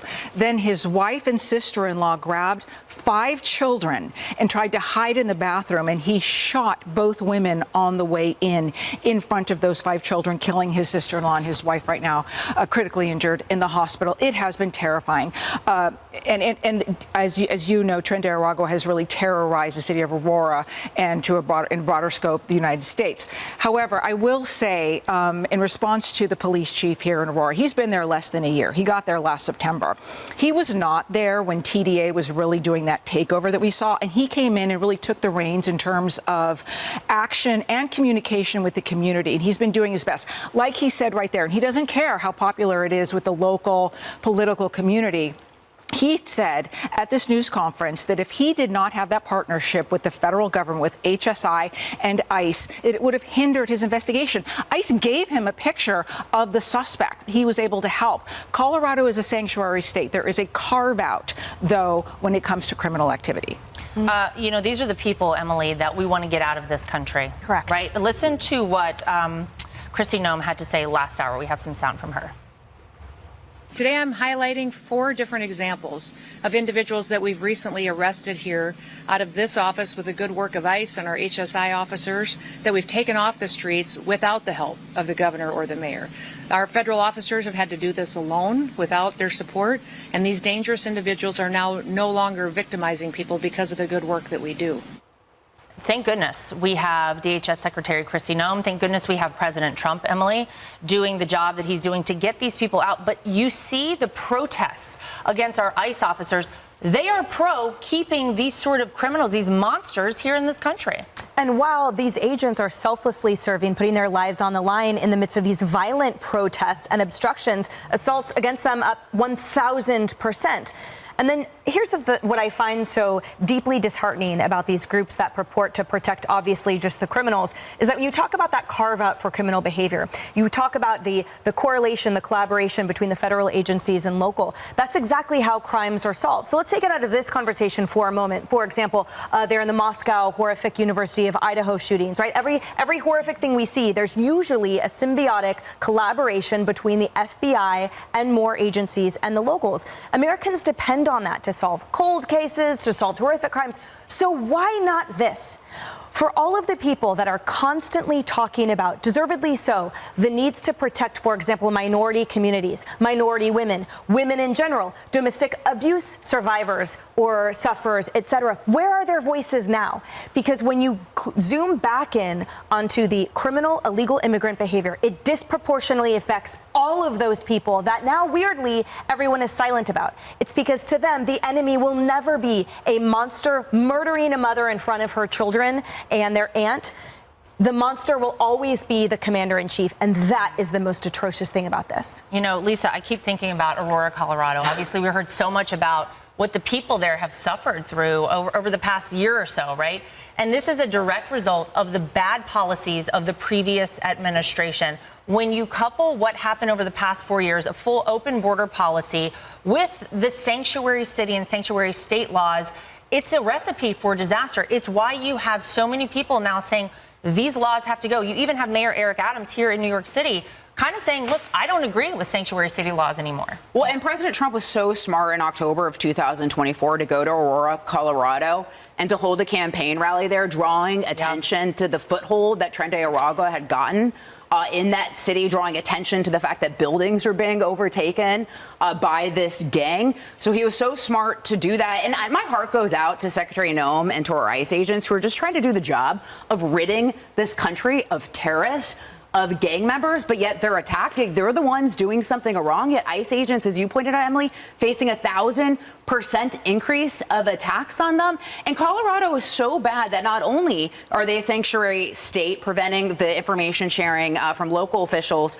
to federal, but they've punished 2 deputies who shared information with ICE agents. The Attorney General of Colorado sued one. They faced disciplinary actions and then also a fine of up to $50,000. Right. So you're punished for doing your job, for trying to protect your citizens. So, I don't know what's going to get us out of this upside down world we're living in, but I'd like to get back to where our police officers and our federal authorities are the heroes, and these gang members and terrorists are the villains. Well, we are certainly on the right track, David, with President Trump in the White House. We saw that in the entire month of July, you had fewer border crossings than one day of the Biden administration border crossings. We're finally getting things at least back in the right direction. The policies and the numbers and the desired outcomes are aligned more now than ever. A bit to what Lisa said, when do we see this turnaround? I get this every day in caller after caller on radio. The people are getting fed up. The people in Aurora, Colorado, need to be the ones to turn it around. The mayor, the council, they're not doing it. I feel for the police chief 1 year in, but when you become a police chief, you review what has happened before you and why you're there. Go to the people. You're a police chief. Go to the people. The people of Aurora and other communities need to start doing something about this, showing up at council meetings, putting the pressure there, because if their policies are good, if your security is good, if the president is right on this, and we've seen the results, now the last thing left are those people who are the victims of this. And by the way, who are being taxed to pay for benefits and housing and every other thing that we give or they give to these illegal aliens. That's right. All right. Hey, Sean Hannity here. Hey, click here to subscribe to Fox News YouTube page and catch our hottest interviews and most compelling analysis. You will not get it anywhere else.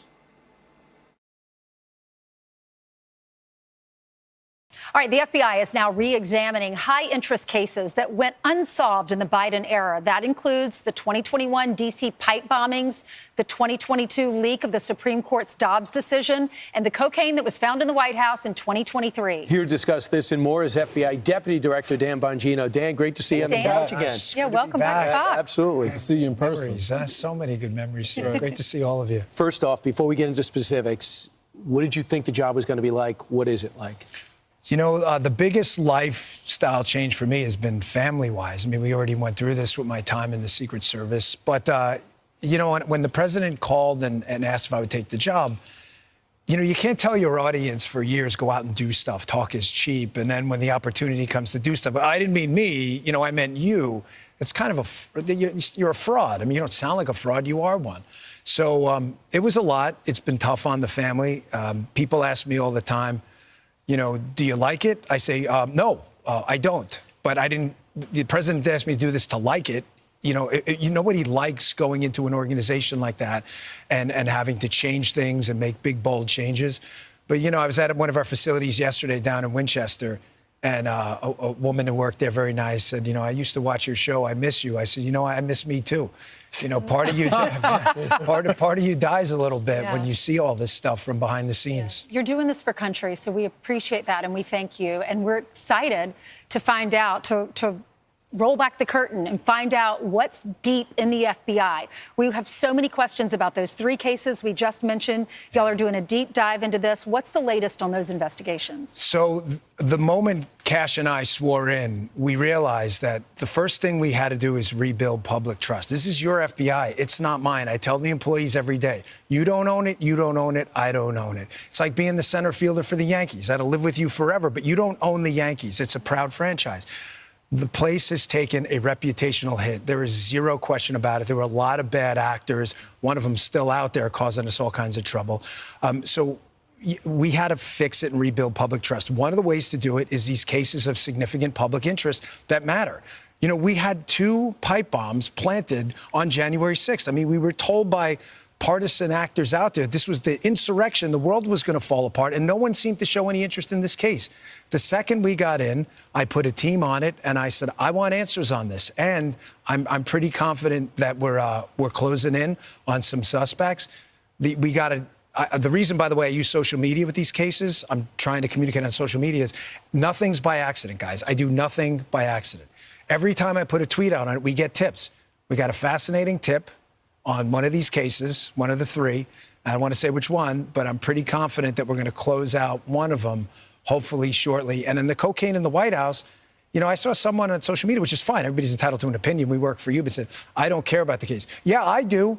I was a Secret Service agent. A potentially hazardous material made its way into the White House. Nobody seems to know how it got there, and nobody seemed to investigate it fully. Like, what planet do we live on where that's not of public interest? So you're faced with this interesting thing. I've known you since I was a kid, and I know your instinct is to swing back, but you promised that you weren't going to do that. You promised that you were going to get rid of the partisanship, and you were going to go back to being a law enforcement officer. Yeah. You went in there, and there were some cases that were closed or still open that a lot of the public felt a little sketchy about. The first assassination attempt against President Donald Trump. It's like, is he really the guy? What happened with Epstein? Can you say with confidence, as a lot of people, you used to be their guy when it comes to podcasts, appearing on Fox News, but now as a law enforcement officer, can you say we have all the information? Well, I'm never going to say we have all of it. And people ask me all the time, are these cases closed? And whether they're closed administratively is irrelevant. If new tips come in, we're absolutely going to follow them. And that's why I always put out, if you have additional information, please let us know. Those two cases obviously are of significant public interest. I'm just telling you what we see in the file. I just want to be crystal clear on this. I am not asking anyone to believe me. I'm telling you what's there and what isn't. Right. There is nothing in the file at this point on the Epstein case, and there's going to be a disclosure on this coming shortly. We are working through there is video. That is something the public does not know. There's video of him killing himself. No, not the actual act, but the entire MCC Bay, there was only one camera. There's video that when you look at the video, and we will release, that's what's taken a while on this, we are working on cleaning it up to make sure you have an enhanced, and we're going to give the original so you don't think there were any shenanigans. You're going to see there's no one there but him. Right. There's just nobody there. So I say to people all the time, if you have a tip, let us know. But there's no DNA, there's no audio, there's no fingerprints, there's no suspects, there's no accomplices, there's no tips, there is nothing. If you have it, I'm happy to see it. There's video clear as day. He's the only person in there and the only person coming out. You can see it. So there's three cases that you're looking at, the two D.C. pipe bombings, the Supreme Court leak on the Dobbs decision, and the cocaine in the White House. You say one of them, within a day or two, we're going to have a major break? Well, we got a good tip this morning. We're going to run it out. We're not going to be able to make that public, obviously, right away, because we have to make sure, and, we have to go all the proper steps. What I don't want to do ever, and I've said this before, it's not an excuse. I can't say to the public enough. I put it in my tweets all the time. I'm not asking you to trust me. Nothing drives me crazy when people go, they're asking us to trust the plan. I am absolutely not. Read my tweets. I don't want you to trust me. I don't. I'd be nice. You'll have evidence. All I care about is results. So and let's talk about what the president right. wants. He clearly wants a result when he told Brett Baer on the assassination attempt. He's got questions on the first one. Watch. There's a lot of frustration that we still don't know about that shooter in Butler. And we don't know about his communications. Will we get transparency? I thought it was strange. The one guy had 18 cell phones. Okay. I have a lot of cell phones, but I have like 2. I call that a lot. And I think I probably make more calls than him. They live outside of Butler in a little place. Where do they get this lawyer that would represent IBM and would represent ExxonMobil? But you're the president. Can't you find out? No, Secret Service. They tell me it's fine. But it's a little hard to believe, to be honest with you, okay? It's a little bit hard to believe as I get that throbbing feeling. So, Dan, the question is that a lot of people have wondered is, did this kid have help? He could not have pulled it off by himself. Was there a foreign actor? Did someone provide him with the weapons? Was there chatter online? Well, let's be clear here. There are two separate parallel tracks here. Foreign actors targeting people in the United States. And it's not just the president, it's others. That is a very real track. The question is, do they intersect? The case file now, which, by the way, we are going to make another public release on this coming up. We're just kind of finishing up the product now to make sure it's tight and put together. You're going to see a lot of what you've heard about online does not exist in the case file. I'm not telling you information may not surface later. We do the PDB, the President's Daily Brief. We get the same brief, me and Cash, every morning. We have warned people out, telling them if there's something there we want to find. They have shaken every tree on this. You mean you talked to his classmates, you talked to his family, you've talked to everyone, because they burned the body, cremated, and they cleaned the whole house out. Yeah, and here's the thing. there are, like with the Epstein case, for example, we have a number of significantly odd abnormalities that would make a normal person go, huh? What? If Lawrence is near his bank at 4 o'clock and the bank gets robbed, but we know Lawrence reported to work afterwards and has an alibi, the fact that the bank was robbed, it's a fact that Lawrence was there, but it's not evidence that Lawrence committed the crime. Things, really, really bad things happened in this case. But when you see the report we're going to release, you'll see that not everything you've been told is true. But the president is not wrong at all. I mean, he's entirely, he was shot in the head.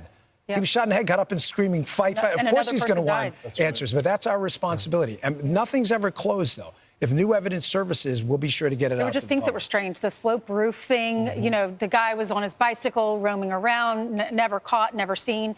Let's talk about something that's been in the news this morning, and that is Kash Patel talking about how when James Comey was on the beach and he posted that social media, 8647, he claims that he just happened to walk up along the beach and they saw the shells, he and his wife, and he put it on social media, says he thought it was innocent. He was the director of the FBI, but thought it was innocent. He knows what 86 means. Then Kash Patel said, now we have all these copycats, and now y'all are having to pull resources from all these serious crimes, terrorists, gang-related individuals, drug traffickers, and people who are abusing children. You're pulling them off to go research these copycats because we can't afford another assassination attempt. I got to tell you, of all the things that have surprised me in the close to now 3 months I've been here is the depravity of Jim Comey. This man is a disgrace to the badge, the FBI, and the country. What he's doing right now, one, going out and me taking shots at Kash. Kash doesn't belong. Kash was the chief of staff at the Department of. Kash is a patriot. Kash has served in numerous high-level roles, taking personal shots while you're on the beach, implying a threat towards the president, and blaming your wife about it. And let me just add about James Comey, you know, Saint Comey, who walks around there moralizing to everyone how wonderful of a human being he is. What you said is absolutely accurate. We have wasted countless man hours now running out tips to our tip line about people putting 8647 because of Jim Comey, because he cannot control himself and his emotions. He is a child. He is a big child. And let me tell you one more thing. Jim Comey, who wants you to believe. Jim Comey taking a shot at the president. Oh, look at me. I'm such a victim. The president's going after me. He's making a ton of money on this book. The only person that got prosecuted was the president. Jim Comey, we're finding stuff even now. Wait till you read the stuff that's coming out. Does he still have loyalists in the building? Because when I hear the FBI director saying, you guys are finding boxes that are hidden, okay, how does that happen in the Bureau? Well, we were there a couple of weeks, and luckily there were a lot of people up there who grabbed us by the arm the minute we came in and said, thank you for being here. You know, we need to talk. There are people there who are really horrified at what happened. And there was a room, and we found stuff, a lot of stuff. A hidden room? I wouldn't call it hidden, but hidden from us at least, and not mentioned to us. And then we found stuff in there, and a lot of it's from the Comey era, and we are working our damnedest right now to declassify. And just so you know, because I get the public, I totally understand people saying, well, do it now. The process is not all the information is ours to declassify. Some is other intelligence agencies. It's not, we literally can't do it. Once that gets done and that gets out there, and you read some of the stuff we found that, by the way, was not processed through the normal procedure, digitizing it, putting in FBI records, we found it in bags hiding under Jim Comey's FBI. Quickly, you're going to be stunned. The shells on the beach. Can you not talk to social media and say, y'all take this down? If you see anyone posting this, take it down. It's a threat to the president's life. Second thing, can you arrest people that post these like Comey? We make arrest decisions based on an interaction with the Department of Justice. We're the FBI, Federal Bureau of Investigation, not prosecution. The problem is a lot of these cases haven't been a Secret Service agent, is you're going to prove intent. And here's what you don't want. You say you arrest him, and he goes, there's not a magistrate that's going to, and the guy walks out of court doing a victory lap. You got to build the right case. You have to build a case. You need to build probable cause. I don't want to do what the left did, which is jump the gun. I mean, then you have a situation like the prior deputy director, prior to abate, Andrew McCabe, who goes back, files a lawsuit, You know, this guy was engaged in one of the biggest scandals in American history. He got $200,000, I believe, and his pension. You have to do this the right way. What about social media? And he also got a network contract, so he's an expert commenting on you. Yeah, they're what all is that victims. like? Well, listen, as Lawrence said before, it's difficult for me to not be able to respond like I used to, but there'll be a day. There'll be a day. I'll be back one day, and I'm going to be sure to answer all that stuff. But that's not my job now. My job now is to put aside my partisan interests and to responsibly handle the deputy director of the FBI position. You got to remember, Brian, nothing that gets to our desk,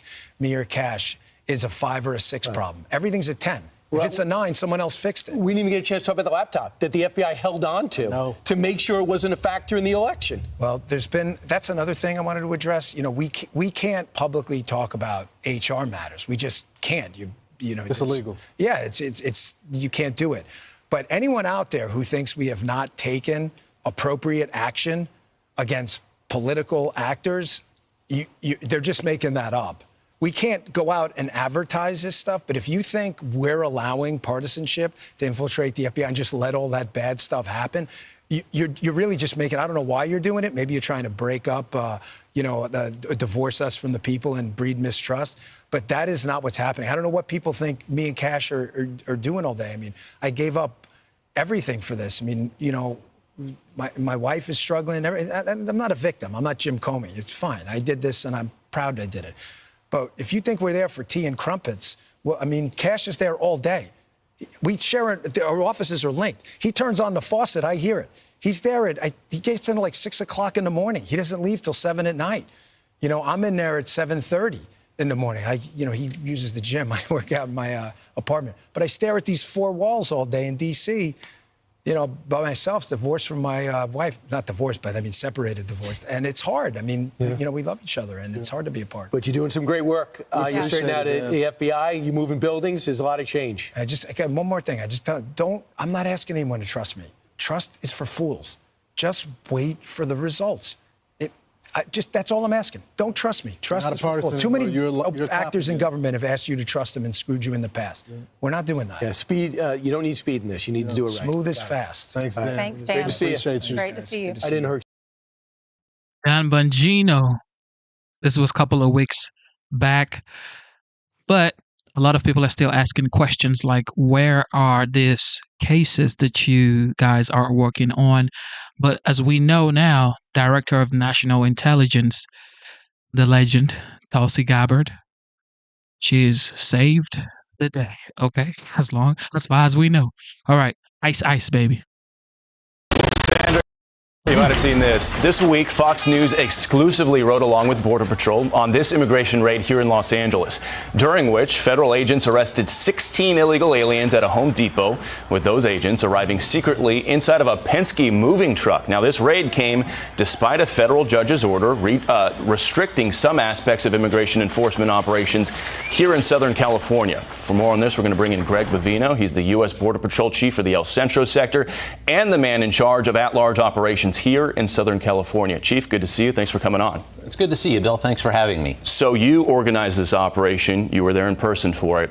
And just days before it went down, LA Mayor Karen Bass kind of took a little bit of a victory lap. Here's what she said. Take a look at her post here, declaring victory over the federal government. She said, quote, "Los Angeles stood strong and we won. You can't just snatch people off the street based off appearance. The court knows that. The people know that. And now this administration knows that." You guys hit this Home Depot just a few days after that. Was this operation meant to send a message to Mayor Bass that, hey, the federal government is still here, we're not going anywhere?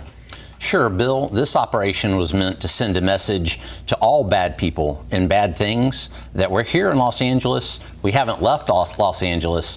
And if you're still here and you're still an illegal alien or an aggravated felon illegal alien or somebody that we're targeting, we're here and we're going to arrest you. As far as what the mayor said, I scratch my head on that sometimes, Bill, because I believe she also called this an experiment. Well, the Border Patrol is 101 years old. We've patrolled that border. We've patrolled the interior for that 101 years, and definitely not an experiment. We make the security of Mom and Pa America. That's our personal responsibility, and it's our personal responsibility to stay here in Los Angeles and get this job done. And we do have this court order in place from this federal judge here in LA, which blocks federal agents from using Spanish-speaking, skin color, location as the sole basis for making some of these arrests. And you know the criticisms out there. LA Mayor Karen Bass says you guys are just going around chasing down anybody who looks brown to you. So my question to you is, was this operation at this Home Depot, did it abide by that federal court order? And if so, how? Sure. Bill, when the Border Patrol, CBP, and our allied law enforcement partners, when we conduct operations, law enforcement operations, we always abide by the law, whether it's a temporary restraining order that you just mentioned, whether it's applicable federal laws, rules, and regulations, and most especially the Constitution of the United States. We always abide by that legally, ethically, and morally in everything that we do. And we're doing that in Los Angeles right now today. As a matter of fact, we have agents out on the streets right now making apprehensions as you and I are speaking. They're doing that, again, legally, ethically, and morally. And Bill, you know, I took an oath to uphold and defend the Constitution nearly 3 decades ago. Every Border Patrol agent takes an oath to uphold and defend that Constitution, and we do uphold and defend the Constitution, and we're doing that here in Los Angeles. So in terms of the court order, like the critics out there are saying, well, you guys pulled up in these moving trucks, you were hidden inside, then you get out, you spill out, and you start chasing after everybody.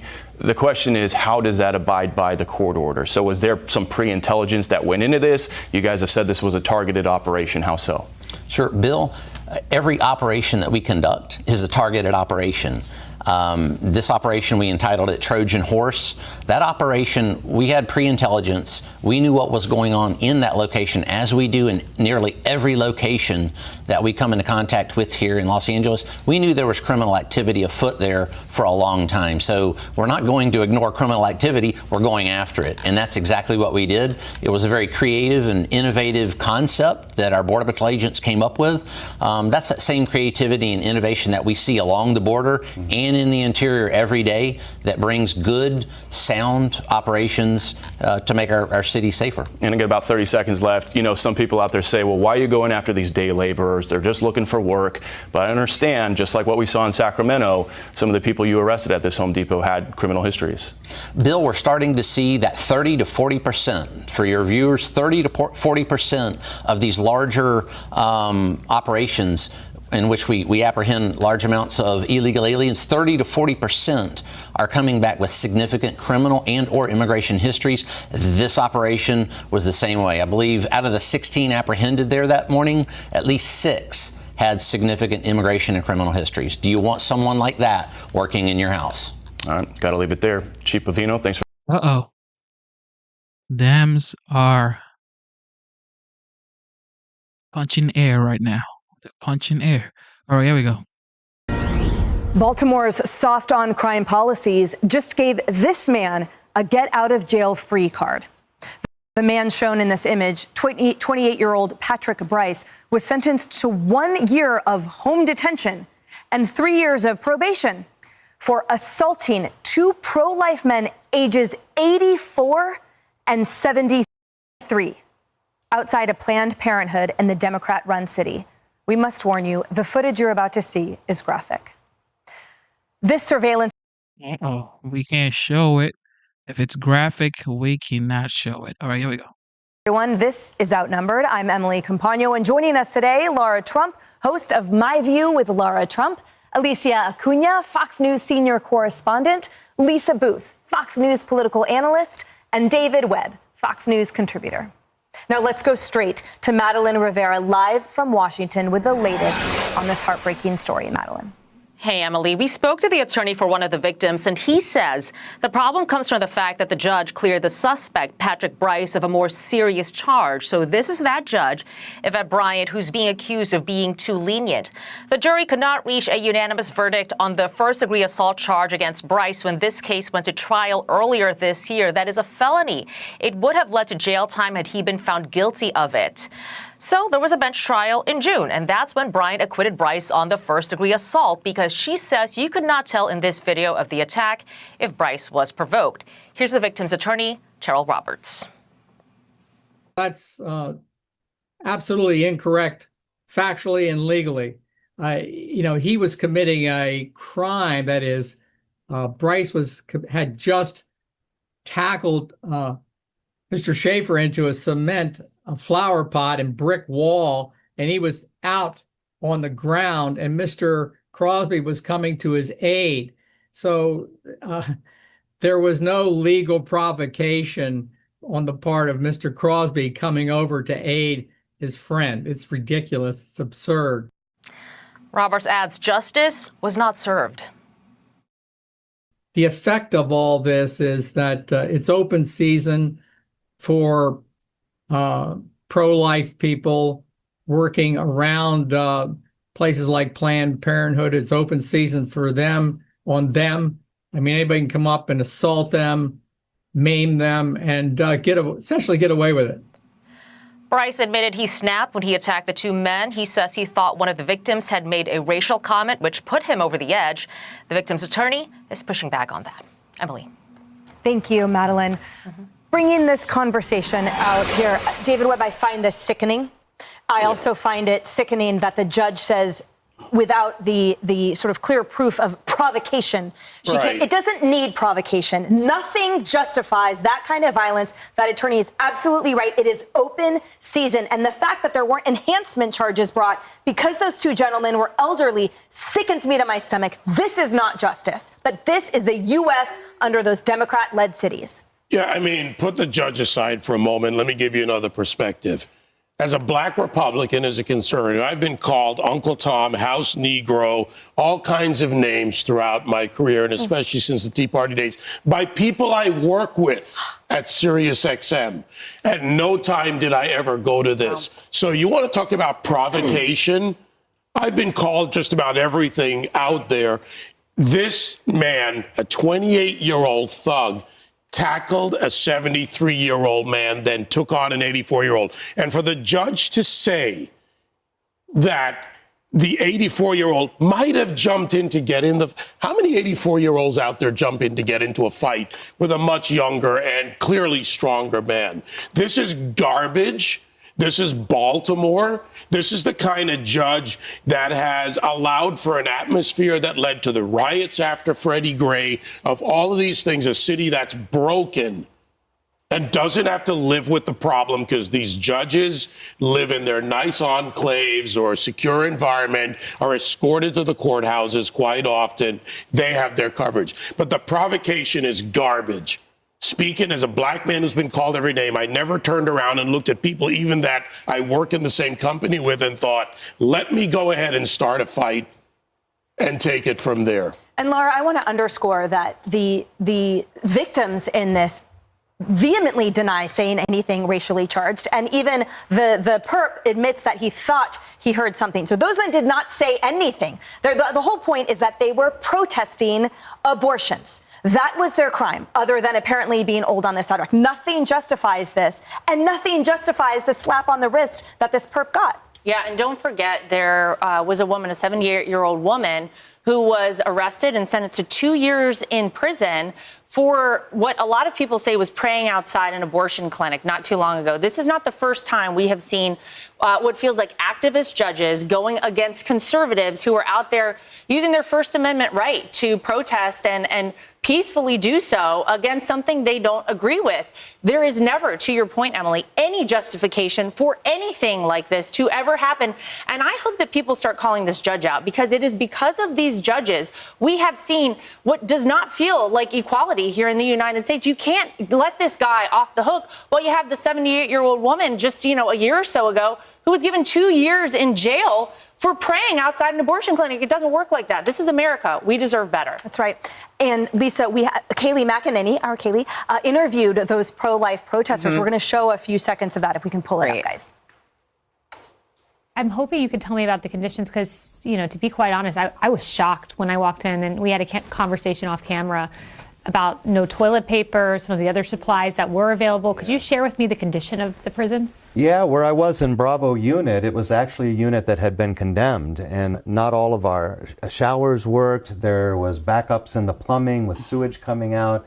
Sometimes the heat wasn't working. Guys were wearing full jackets, parkas, hats, and gloves in the unit, not able to sleep. It was appalling. We went over 2 weeks without toilet paper. And some of the guys mentioned that some of the men who were there with gender dysphoria wearing dresses, they could get mascara, lipstick, and perfume, but we couldn't even get toilet paper or basic needs. So there was a lot of neglect. So let me get this straight. So protesters, peaceful protesters, faith-filled elderly protesters are subjected to not fit for human habitation conditions. And then an absolute thug monster who beats severely two elderly men on the sidewalk, one of whom has permanent eye damage, he just gets house arrest. Well, I mean, it's consistent with what we've seen in this country with pro-lifers being punished by the law. I mean, Chip Roy's office, Congressman Chip Roy's office has the numbers. From 1994 to 2024, there are 205 cases against pro-life activists and only 6 against abortion activists under the FACE Act, despite the fact that we saw over 100 pregnancy centers and churches firebombed or attacked after the Dobbs decision, Roe v. Wade, was released. So despite that, you have this unequal application of law. And I wonder if Patrick Bryce, the offender here, is aware that Planned Parenthood was started by Margaret Sanger, who believed in eugenics, and that was her mission. And she spoke at a KKK rally back in, I think it was like 1926. And by the way, if you look at abortion, it does disproportionately impact Black babies. So her mission is still being carried out by pro-abortionists in the country. I just want to also point out that an abortion is committed in this country every 30 seconds as well. And so all these two men were guilty of, who were 73 and 80 at the time, were praying outside of a Planned Parenthood and trying to encourage a young woman to make a different decision and perhaps save a life in this country. Yeah. So where do we go from here? Where do we go from here? Because obviously we have a federal administration that is intent on wiping this kind of stuff out, but they're running into the federalism. So where do we go? Where do these citizens go who actually want to be protected? I think that a lot of Americans right now are watching what the Trump administration is doing with Washington, D.C., because you think about this. When one of the victims, Mark Crosby, got up in the court and he shouted as the judge was leaving, "What about my rights, my well-being?" I think he echoed a sentiment that people have about violent crime in America. And statistically, according to the FBI, they released the numbers this week, violent crime is down. But much like economic numbers, you can throw data at people all day long.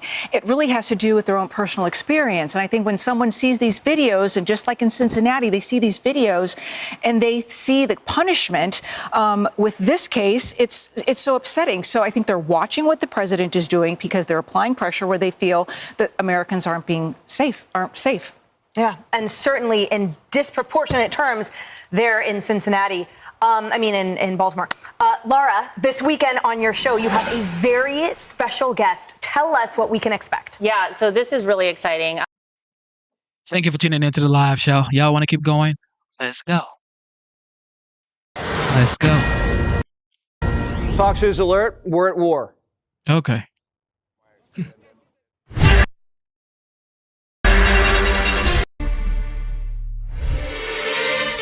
And 20 kilograms of fentanyl that's in front of me on this table.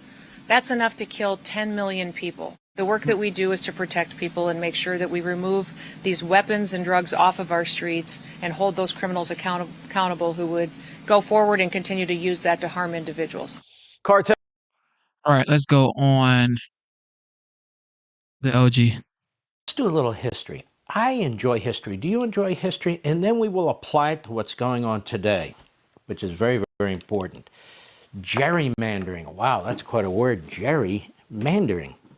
Thomas Rogers Hunter, University of West Georgia, the first gerrymander. Though the term gerrymander was coined following Massachusetts State Senate redistricting in 1812, many scholars have posited that it was actually Patrick Henry, remember him, the great Patrick Henry of Virginia, who first practiced this art by designing an unnatural district that would ensure his rival James Madison's defeat in Virginia's first congressional elections in 1789. Historians have ample evidence to buttress such claims, for numerous founding fathers bitterly complained that Henry was going out of his way to design a district for Madison's defeat. Through hard and smart campaigning, however, Madison managed to defeat his opponent, James Monroe, thus making the only congressional election in American history pitting two future presidents against each other. So what happened here? 1788, the congressional districting, and it finds that contrary to the accepted wisdom, ingenious, and artificial combinations were not used to design Madison's district, for it was composed of a compact group of whole counties entirely within the Piedmont region. But they were accused of, they didn't call it gerrymandering back then, but changing the district. Patrick Henry was, to try and defeat Madison. Madison did not lose. So that is the first time this subject comes up. But you want to know where gerrymandering comes from, the phrase? The Smithsonian Magazine helps us. Long and thin, the redrawn state Senate district in Massachusetts stretched from near Boston to New Hampshire's border, where it hooked east along the Merrimack River to the coast. It sliced up Essex County, a political stronghold for the Federalist Party, all by design of its ascendant political rival, the Democratic Republicans. It worked. The freakishly shaped district elected 3 Democrat Republicans that year, 1812, breaking up the county's previous delegation of 5 Federalist senators. Now, Elbridge Gerry, the governor who signed the bill creating the mishap in Massachusetts district, was a founding father, signer of the Declaration of Independence, reluctant framer of the Constitution. He refused to sign that. Congressman, diplomat, and the 5th vice president of the United States. So there's a little bit of history to give us context. So when the Democrats today say, this reminds me of the Holocaust, how sick is that? Or this is the end of democracy, or Trump is an authoritarian, or on and on and on. These poor people are nuts. Let's get into this. Let's start from the beginning of our beginning, modern times. Let's start with the 2020 census. The 2020 census, they did a post-enumeration survey. That is, they look at population overcounts and undercounts. And guess what they found? A disaster. The census in 2020 was a disaster. Rhode Island should have lost a seat, but it didn't. Minnesota should have lost a seat, but it didn't. Colorado was wrongly given a seat. It should give it back. New York possibly would have lost 1 seat, but it didn't. Florida gained a couple of seats, but it should have gained a couple more, 2 more seats. Texas should have received 1 to 2 more seats, but it didn't. You see, there were mathematical errors in 2020. Wow, the census? 10 of the 12 over and undercounts benefited the Democrats. 5 of the 6 undercounts are in Republican states. 5 of the 6 overcounts are in Democrat states. Isn't it amazing how the mistakes are always made against the Republicans and for the Democrats? Now let's look at this. This impacts the distribution of House seats and the Electoral College. This is very, very important. President Trump's Electoral College victory was actually bigger than reported. Bigger. Because the Republican states should have had more Electoral College votes, as well as some of the swing states. So he won a bigger landslide than the landslide they said he won. Here's the bottom line. Democrat states would have lost an estimate of 9 seats in Congress, and that includes 9 Electoral College votes. Republican states would also have picked up 9 additional Electoral College votes, as I pointed out. So, look how close the votes are in the House of Representatives. What do you got, a 3-vote majority? It should be at least a 5-vote majority with a potential 13-vote majority just because the census screwed up. Imagine if the census had actually been accurate. This is all before the gerrymandering that took place in 2020 and 2021. Mark, what are you talking about? We're talking about Texas stealing 5 seats for Republicans. Excuse me. After this census came up, particularly the Democrat dark blue states, they went crazy with gerrymandering and redistricting. They went crazy. Let's take a look at some of what these Democrat states have done. Let's look at the state of Illinois. 34.5% of the state is registered Democrat. 27.05% of the state is registered Republican. And yet, they have 17 House members, 14 Democrat, 3 Republican. And their map looks like a bowl of linguine, to be perfectly honest with you. Let's look at the state of Maryland. Maryland, Democrat registration 50.22%, Republican 25.61%. So all these states have a substantial no identification or independent registration. So what did Maryland do? 7 Democrats and 1 lonely Republican. Wow. That's democracy. Let's go to Massachusetts, where it's even better. 33.03% are Democrats, 12.39% are Republicans. That means that over 50% of the voters in Massachusetts don't identify as either. But that didn't stop the Democrats from spreading democracy all over the state. 9 Democrats, no Republicans. Excuse me? 9 Democrats, no Republicans. That's Democrat Party democracy for... Let's go to New Jersey. New Jersey, the state that literally has the best delis. May I say that? I think I did. New Jersey, Democrats, 40.99% Democrats registered there, 41%. Republicans, 30.37%. What's the break there? 9 Democrats, 3 Republicans. Let's go to New York. 48.78% registered Democrat, 21.04% registered Republican, 19 Democrats, 7 Republicans. All heavily, heavily, heavily weighted for the Democrats. All these states. But let's go to California. That's the big one, California. 45.83% Democrats, 24.87% Republicans, 43 Democrats and 9 Republicans. So the Democrats are out there whining, talking about, God, it's the end of democracy. And what's going on here? They benefit from a corrupt census count. It was corrupt. And they benefit from these dark blue Democrat, in many cases, one-party states that have blown out Republican representation. And there they are. Where's the media? How come the media doesn't explain any of this? Because they're in on it. That's why. Now, what does our Constitution say about all of this?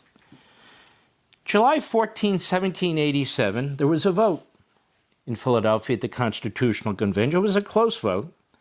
The delegates voted. Each state gets at least 1 representative.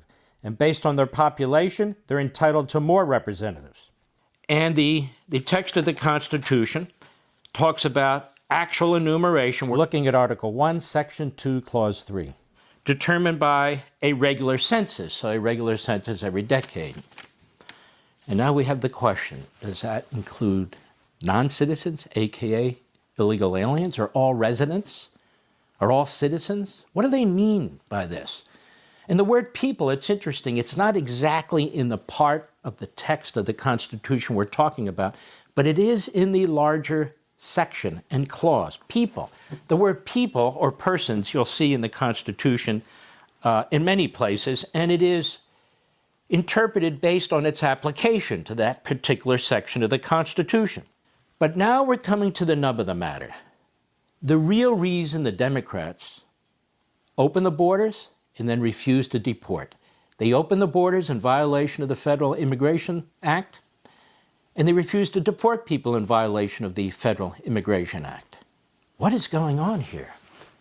We just talked about gerrymandering, how the Democrats use it to benefit their states, but the Republicans are not allowed to, you see. And we just talked about the corrupt 2020 census, how that helped the Democrats. It seemed to all be going in one direction, doesn't it? And then there's the third shoe. 2 shoes have dropped, the third shoe. And this is the real reason Democrats oppose deportation and support open borders, to permanently control the House of Representatives and to permanently control the Electoral College. You see, persons, they tell us, and their courts tell us so far, the Supreme Court has never ruled exactly on point, that persons would include any resident or any person who's in the state or in the congressional district that exists at the time. Any person, which would include illegal aliens. That's clearly what the framers of the Constitution meant. The only problem is there's not a single word anywhere that says that's what they meant, much like birthright citizenship. That word, that phrase doesn't exist anywhere either. But they tell us that's in the Constitution. So let's look at persons. This issue of illegal aliens treated as persons only became an issue because of the mass influx of illegal immigrants over the last several decades, especially now, under the Biden regime. Illegal aliens cannot vote, but including them in the census affects voting power. How so, Mark? Districts with more illegal aliens watered down the voting power of the citizens that are in the district. Why? Because you're now assigning districts based on the population, not on the citizenry who can vote. And so the actual citizenry that votes in the district, their vote is watered down. Why? Because illegal aliens are helping to create a district in which there's a representative who now has to represent whom? Well, not just the citizens who vote, but the illegal aliens. It undermines the principle of citizen equality. How? One person, one vote, because citizens in districts with fewer illegal aliens have more influence. Now, so citizens in districts have more, with fewer illegal aliens, have more influence because citizens in districts with more illegal aliens have less. I'm the representative of District A. Let's say 1/3 of the people that are illegal aliens, 2/3 are citizens. Okay. Now, let's say I'm the representative of District B. And let's say 3/4 of the district is citizens and 1/4 of the district is illegal aliens. That District B with more citizens have more say and influence in that representative than the citizens in the next door district, right? Because there's more illegal aliens and that representative also wants to represent the more illegal aliens. You're diluting the votes of certain citizens depending on how many illegal aliens are in the district. So you now have House members with such large, particularly in the cities and in the border areas, with such large population of illegal aliens in their district that they become a major constituency and influence on the member. And that's why these members more and more oppose enforcing immigration laws and support illegal immigration. And virtually all of them are Democrats. So they oppose deportation. That's why they're so aggressive. The Democrat Party making clear they oppose securing the border and oppose removing the illegal aliens. Because a large percentage of their constituents are not voters. But the district is designed to include the illegal aliens. It totally undermines members' accountability to the citizens, not only in their district, but to the whole nation. Does anyone honestly believe this was what the framers intended? Of course they didn't intend this. They were trying to get an accurate count of American citizens in the districts in order to apportion seats. It wasn't, oh, we're going to have a party that's going to flood the nation with aliens here illegally so they can get seats too. That was never their intention, obviously. Same thing the Democrats have done, as I said, with the 14th Amendment and birthright citizenship. They've turned it on its head. They've twisted it. They will defend it to the end because they want illegal aliens who have children for their children to be citizens. They want people to come over the border so they can confer all kinds of power and rights on them in order to create more Democrat districts. According to the Center for Immigration Studies, increases in legal and illegal immigration in the 2020 census shifted 17 House seats. Now, in addition to the corruption of the mathematics, shifted 17 House seats, therefore 17 Electoral College votes. The result, 10 seats shifted from Republican states, 4 seats from battleground states, benefiting the Democrats. That's 14 seats benefiting the Democrats in addition to the census errors, in addition to their gerrymandering. Again, this is why the Democrats open our borders and obstruct deportation. And what do they want to do with these illegal aliens? They want to give them health care. They want to give them work permits. They want to give them Social Security benefits. They want to give them local voting rights, driver's license, and ultimately amnesty. It's not because they care about these people. They had the open border. How many women were sold into sex slavery? Hundreds of thousands of children are missing. Many of them sold into sex slavery. Or what about labor slavery that's taking place? And the fentanyl coming. They don't care about people. It's power. It's power. And I want to make the point right here in my new book on power. And they use the phrases that we who oppose all this are destroying democracy, that we who are fighting back with maybe 5 districts in Texas, that we haven't seen anything like this since the Holocaust. As I write, the pursuit and maintenance of negative power, as the Democrats pursue it, require the utilization of negative techniques of communication, including manipulation, deception, repetition, deceit, concealment, distraction, and fear-mongering, exactly what you're hearing from them. In language that is intimidating, self-serving, and orchestrated.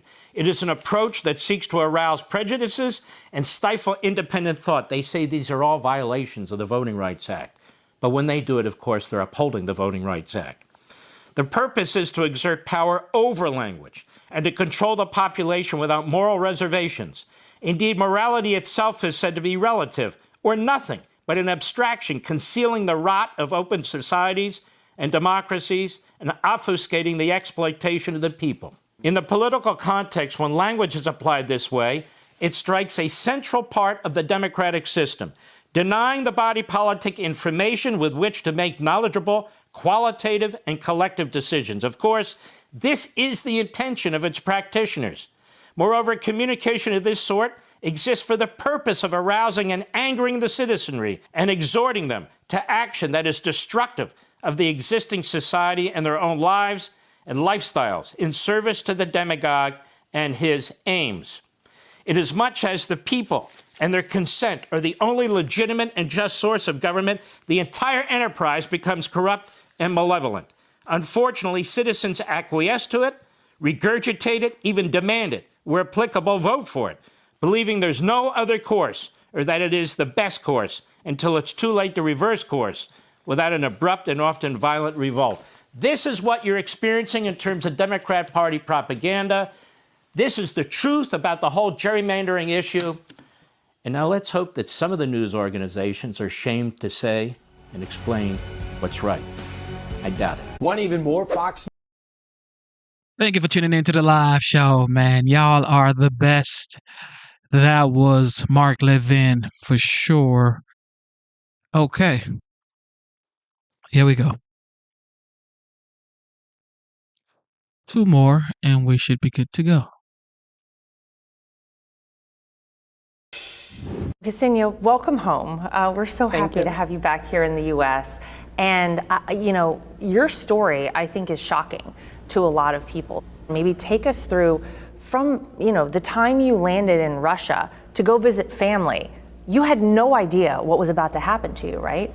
Yes. Thank you, Laura. And I'm really happy to be here. And I'm really happy to be back to America. And yeah, talking about my story, I went to visit my family, as I always did. I went there almost every year and haven't been since the Ukrainian-Russian conflict started. And then that was the first time. And right when I landed in my homeland, that's when everything started. I was going through the border control with the paperwork check. Then they asked if I have another passport, and I said that I do. And they asked for the passport, and they saw another passport is American passport. And they took both of the documents, and they say they're going to talk with me separately. And then it was 11 hours of the first examination at the airport overnight. Oh my gosh. So you thought you were going to land. You thought you were just going to go see your family on a typical visit back to Russia. And all of a sudden you're detained for 11 hours. They've taken your passport, they've taken your cell phone. And at what point did you find out that this was all based on a donation that you made of just over $50? $51.80 to the American-based charity, which help ones affected by the war. Wow. And because you had donated $51.80 to potentially help victims in Ukraine of this war, that was the big problem. And right away they told that it can come to the criminal charges and I can serve up to lifetime in the prison. So you don't really realize that could be real. This all, I'm sure, happened very rapidly. You all of a sudden find yourself actually in a Russian prison. This must have been a surreal experience for you. I mean, nowhere in your wildest dreams, I'm sure, did you ever imagine this? You can imagine about prison just watching the movies or something. It's that, but more. You just need to survive somehow, and you just drag it day to day. And I remember I had this phrase inside my head, which I read in a book of Saint-Exupéry, where he told about his experience of survival in the desert, and he just needed to do one step. he's like, okay, just do one more step, just do one more step. And that's how you drag through this, at first, especially. Tell me about your family in Russia at this time. I imagine that for them to be Russian citizens, solely Russian citizens, and to know that, you know, their loved one had been imprisoned for something that, I mean, I think the rest of the world looks at this, Ksenia, and they say, this is insane, this is crazy. That must be very hard for them to deal with, but can they even be honest about what they think of it under this current leadership in Russia? My parents are patriots, as I always been, and it was hard for them to realize that something that they love captured someone they loved, and it was hard a moment to overcome for them. But I guess what we all focused on just us now, just us being tight, just us supporting each other, just us bringing love more than ever to each other, and like, making each other feel that we're there for us. So how did you find out about your release? Tell me about that moment. Well, I found out once I landed in Abu Dhabi, I think, because before that it was all, a Russian side wouldn't share too much. Oh wow, so you didn't even know? I didn't know. They took me from the penal colony one day, and I would think that it might be something good, but at the same time, being in this environment for a while, it teaches you to not, hope for something till the very last moment. And till the last moment, I was debating if it's like I'm coming for an additional sentence or something like this, or that's my release. No one said really anything. We landed and we were waiting for the American plane to land. And then they're like, okay, time to go. But as they said, oh, Americans are here. I remember this feeling of like this warm wave of emotions going through my body, which finally was like this big exhale. You talk about things that maybe kept you going day to day, just one foot in front of the other, but talk about your boyfriend, because he was a big factor in this as well. He was the biggest factor, I would say. Like, he's my hero. He fought for me every day throughout all of these 15 months. He also was my biggest emotional supporter. We would write letters to each other. And every letter, I don't know if he had doubts inside him, but he would never show that he ever for one moment doubted that I will be back and we will be reunited. So tell me about the moment that you were actually reunited with him. I walked out of the plane, and my first intention was just to run and just to hug him. And I remember we stayed hugging probably few minutes. I don't know how long. It felt forever, but it felt like I didn't want to let him go. It felt incredible. It felt surreal. Tell me about meeting President Trump, what you said to him, what he said to you, and that must have been a really powerful moment. Of course, never in my life I would imagine being in an Oval Office and shaking President Trump's hand, and everything felt so warm. It felt almost like stopping by at someone who you knew for a while. And he was very warm, he was very simple, very welcoming, he was funny, he joked right away. And it went really well, and it felt overwhelming. And now I can tell more than ever, like, if not for President Trump, I would still be in Russian prison, but he really does care about regular citizens. He's bringing a lot of people home now. And Ksenia is taking full advantage of her own freedom. Well, Ksenia, to be here out in beautiful nature, I'm sure you thought about moments like this so often when you were in that Russian prison. Oh yeah, I did. And all you have there, it's your imagination, right? Because around yourself, you see just gray walls. So you imagine all of this beauty. And even now, like yesterday, walking in New York City in the night, just alone, just looking around, it brings so much happiness in you. Yeah. I'm feeling it, and I'm grateful for each moment now, because this is finally a reality. What was the one food that you were excited to eat when you came back to the United States after you were in prison? Everyone is asking this question, and the answer is so boring, but that was omelet. I was craving omelet. And for the first week, I would eat omelet every day. Oh, wow. I love an omelet. I'm a fan. I'm a big egg fan myself. Me too. Me too. funny. I can eat it morning and night. So I know that you had a meeting with President Trump and you were able to tell him thank you in person. If there's anything else you want to say to him right now, what would you say? I would definitely thank him every time I see him, because that he brought my life back to me. And I would also ask him to bring all other Americans held abroad and in Russia specifically home, because they really need him. Ksenia is already reaching out to another young woman, a legal permanent resident of the United States, still trapped behind bars in Russia. Tell us about Olga Jesler and what her story is, how you found out about her, and you've been corresponding with her. Yeah, so Olga Jesler, she has a very similar story. She went to Russia, where she went pretty often. She had a family emergency, so she just been a good sister, and she went there, and all out of the sudden she's in prison. She's 35 now, and she's been in prison for 3 years by now, and she didn't really do anything wrong. I feel like for her, as for me, the problem was the having American coming from America. Well, you know, having been through this experience, you think about where things stand right now with this war between Russia and Ukraine. I mean, tensions are continuing to heighten. Give me your sense about what you see in the future between for the conflict between Russia and Ukraine. I always cared about people. That's how I grew up, and I just felt bad for that. So for me to say any opinion on this is really hard. It shouldn't be like this. People shouldn't die with no reason. So I really hope everything's going to be peaceful soon, and everyone will be back to their homes and rebuilding their life. Hey, Sean Hannity here. Hey, click here to... All right. Thank you for tuning into the live show. It is currently 2:09 a.m. And of course, today's date is the 10th of August, 2025. It's about to be fall. So everybody get ready. Instead of looking for perfection, seek for consistency. Never give up on yourself. Never give up on your dreams. Never give up on God.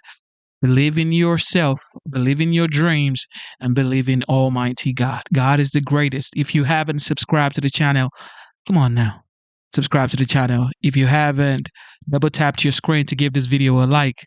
Come on.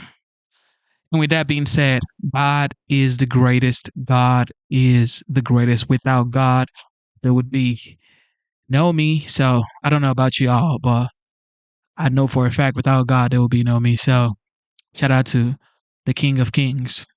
All right. The Father of all spirits. Okay. It's Sunday. Okay. It's Sunday. So let's go. It's Sunday, baby. All right. With that being said, I got to give a shout out to Ice Baby, to law enforcement officers. I got to give a shout out to the veterans and the military personnel.